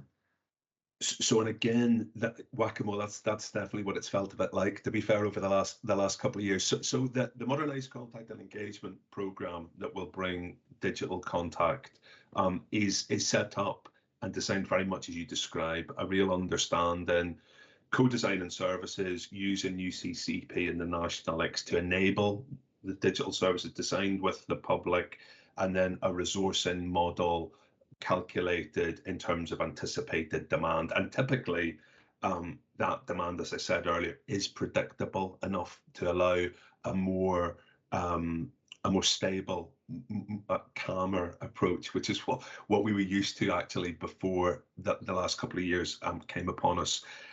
The truth, though, is our experience has been over the last couple of years, we have kept on thinking we're getting to a period of increased normality, and actually the position over recent weeks, over the last 7 days, would indicate we're not there yet. So we've very much got the longer term plan in place, and it is a more stable, considered one. But we are a bit hostage to fortune just in terms of what the interim period gives us. And of course, we have no option but to keep reacting, putting public service very much at the forefront. So I hope that helps. We have a plan, and we certainly hope to get into that more predictable sort of posture and rhythm, hopefully sooner rather than later. Yeah, right, thanks for that, John. Katrina, Alistair, anything else on this? No.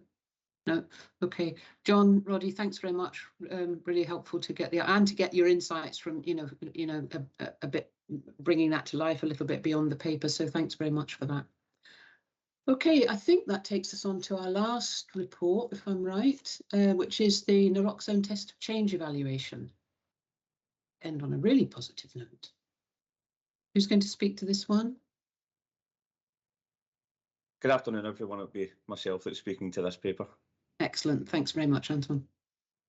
No, thank you for the opportunity for coming along this afternoon, and apologies if I go all croaky. I've got bad tonsillitis, so I'll try and give this a brief overview, if I may. The report is, as you probably read or hopefully had a chance to read, and there is a link there to the independent evaluation, which is particularly in depth and lengthy. I think it runs to over 100 pages and goes into quite a lot of detail, but I'll just give a bit of a background. It's been a subject that has been discussed for some time around policing about the carriage and use of naloxone. And historically, when it was discussed before, it was in relation to intramuscular injector kits. But with the availability now of an intranasal spray, a product called Nixoid, that seemed to be a lot more acceptable to a lot of officers who perhaps didn't feel comfortable in terms of an injector. So a naloxone delivery steering group was established to identify test bed areas and run the test of change and establish policy and develop the training programme. Funding for this was provided by the Scottish Drugs Death Task Force for 2 officers to create the naloxone coordination unit within Police Scotland, and that's been their focus over the last 18 months, was to deliver the 6-month test of change and then develop the proposals.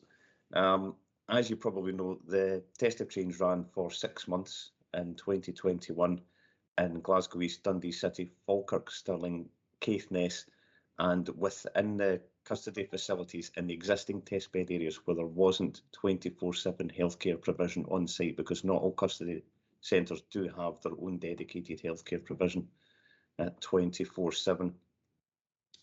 There was 808 officers trained, and the test of change was voluntary as to whether or not they wished to carry naloxone.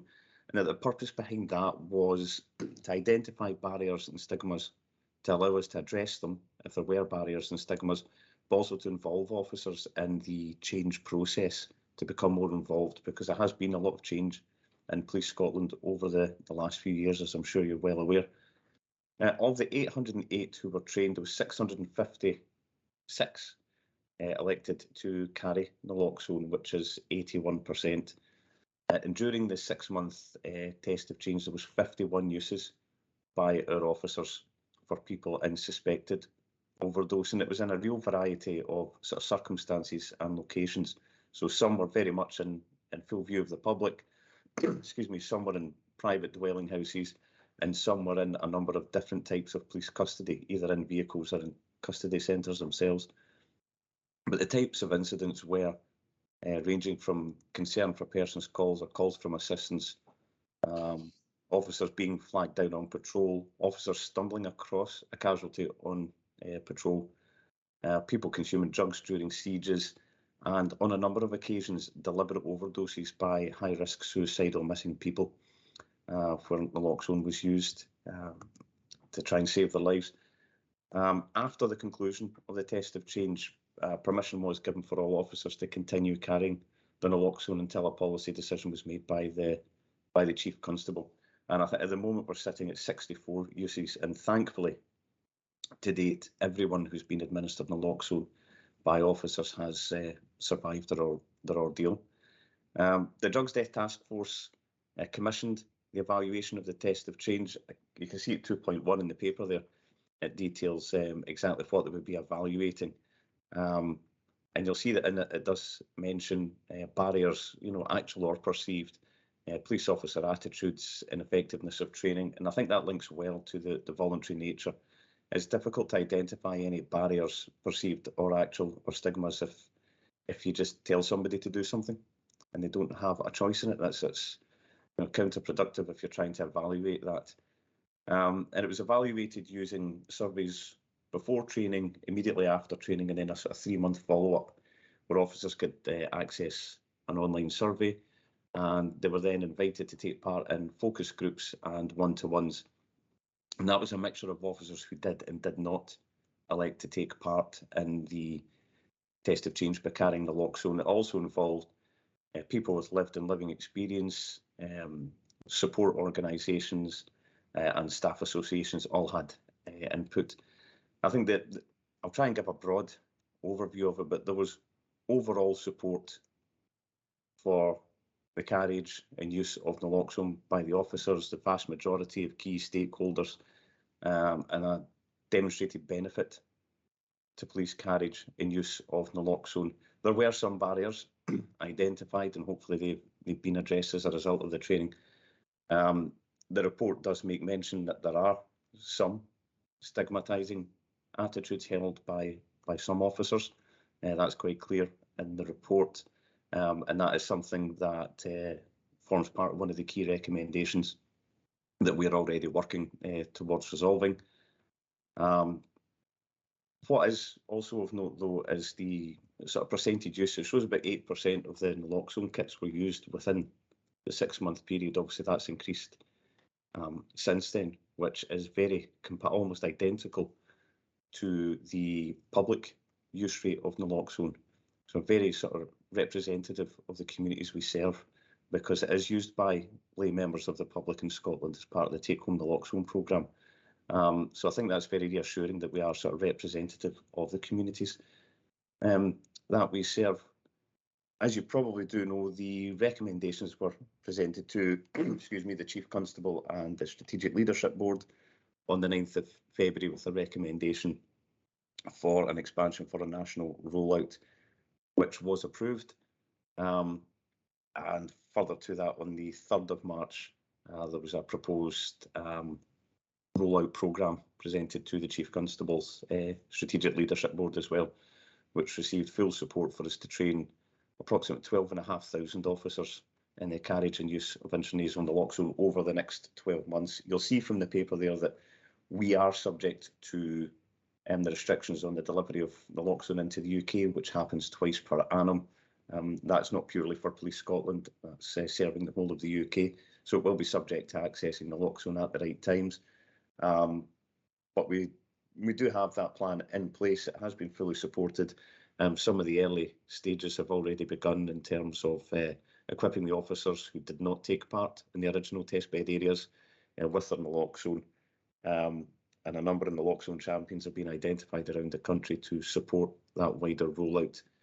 The naloxone delivery steering group will be maintained over the next 12 months at least to ensure that sort of oversight, monitoring and support for the rollout, which involves our staff associations as well and allows us to work towards the key recommendations in the report. And the naloxone coordination unit will continue to monitor the uses so that we can have a national picture on what demand will be in the future in terms of our needs and access to naloxone and equipment for that. I think that probably covers the sort of main points. And as I dare say, you may have had time to read the whole evaluation, you may not. As I say, it's a very hefty document, but certainly I welcome any questions or any feedback anyone has in relation to this. Thanks very much. Really helpful report and really useful additional detail from your presentation. Katrina. Yes, well, as Chair already signposted to, this is very good news. This is it's a really good report about a really positive initiative by Police Scotland. All I could do is really applaud the amount of work that's gone into it, but the approach to actually, being really diligent about collecting the information you needed to do this kind of proof of concept, kind of proof of change thing, and the positive outcomes. It's really encouraging. I just really have one question, and it's to do with the the recommendations for further research, which is, I think, the final paragraph actually before the references. And so longer term outcomes evaluation, and there's it cites a whole lot of aspects of that. And I was really just asking about, a framework for that evaluation and that ongoing research. And, would we be expecting to get further reports coming in, timely kind of moments? Yeah, absolutely. I mean, in terms of the rollout, we're more than happy to bring future reports back to this panel to keep you updated on how the rollout is going. In terms of future research work, I've got a meeting with Dr. Peter Hillen, who was the lead researcher, next week to discuss all of the recommendations in more detail and to look at that for the future. And CIPR will continue to be represented on the naloxone delivery steering group, just in terms of any future research, be it around the impact or culture. So those discussions are at a very early stage, but they will continue, I can assure you of that. Yeah, no, that's really assuring, and I see it's also including, addressing, researching how there is progress, what the progress is in terms of, the attitudes of stigma, for example. So within the police force, so that's really encouraging. Thank you very much. Thank you.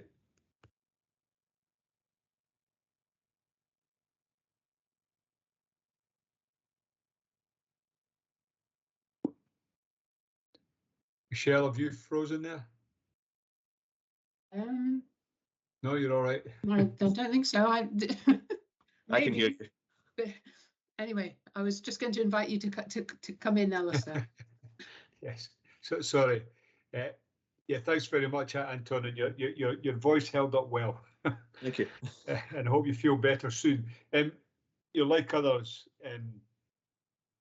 I really see this as a positive thing, and welcome the report.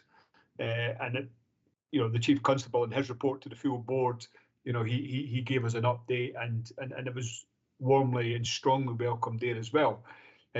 So I don't want to ask any questions that would take away from the positivity, but I just want to ask about the money situation. Yes. So if you look at over the 5 years, you're not far shy of £1 million. Yes.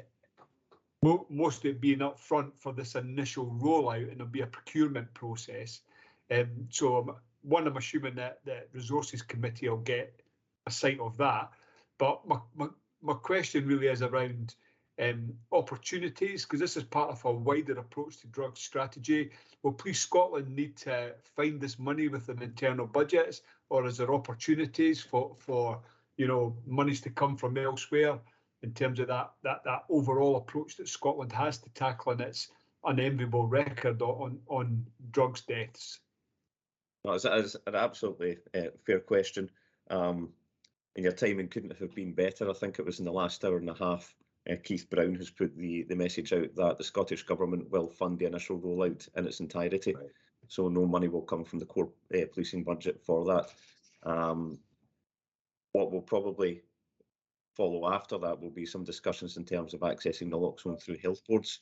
But there's certainly been positive discussions in relation to that already. But certainly in terms of the naloxone and indeed the carrying equipment will be funded in its entirety for the initial rollout. Well, I'm glad my question was timely, and that's really good news. And it's part of that bigger challenge for Police Scotland that it's got a wellbeing part of its mission, hasn't it? And you move into many areas, the biggest one being mental health, but this drugs thing's a a very important thing. And it's how is that collectively funded across the public sector, as well as different organisations bringing other resources to it. So that's kind of what sits behind that question from it, and that's really good news that the Cabinet Secretary's announced what he has. Yeah, no, you're absolutely right. As you say, we have that responsibility to improve community wellbeing in terms of our responsibilities, and this goes a long way to that. And I think it's important that we look at it from what was identified in the evaluation, is that we weren't stepping into a public health space, but we're taking a public health response to a space we're already in, which I think is very, very important, and it's working with those partners. So that was very welcome news that today from Scottish Government. So yeah, unless you were keeping one eye on Twitter for the messages coming. That's a beautifully timed question. Yeah, that would presuppose that I can multitask, which I assure you I can't. So thank you for that response, and that is great news. And I really look forward to seeing the rollout and evaluation of the benefits that we all hope this will deliver. So very welcome. Thank you. Thank you. I just echo what Katrina and Alistair have said. So thanks first of all for the report, but all the work that's gone on, it was gone into it. I think it's it's really, really impressive piece of work. I suppose the question, and I'm really looking forward to seeing ongoing updates, at relevant times in terms of the rollout and its impact. And I'd be particularly interested if you could include in it any change, because you did refer to some officers making different choices, and that there was potentially an issue around stigma, etc. So I'd be really interested to see how the training and the ongoing rollout and the positive impact that it has, and what effect that has on attitudes in terms of this. So if that could be included, I think that would be really helpful as well. Oh, absolutely, and I think it's important to point out as well that the vast majority of officers were very positive about this. And a lot of what came about in terms of those barriers was perhaps a lack of understanding, is what the evaluation team picked out from that. So no, that's certainly something we can update you on as we go through it. Yeah, no, that would be really helpful. Okay. Okay, Alistair, did you want to come back? You have your hand up, but legacy hand, sorry. All right. Well, on that really, really positive note, can I just thank everybody for an incredibly informative day with really good quality papers and presentations, but more importantly, the quality of the work that goes on behind all of that. So thanks to everybody from Police Scotland and colleagues from the SPA as well. Thanks for a really good meeting. Thank you. And I'll close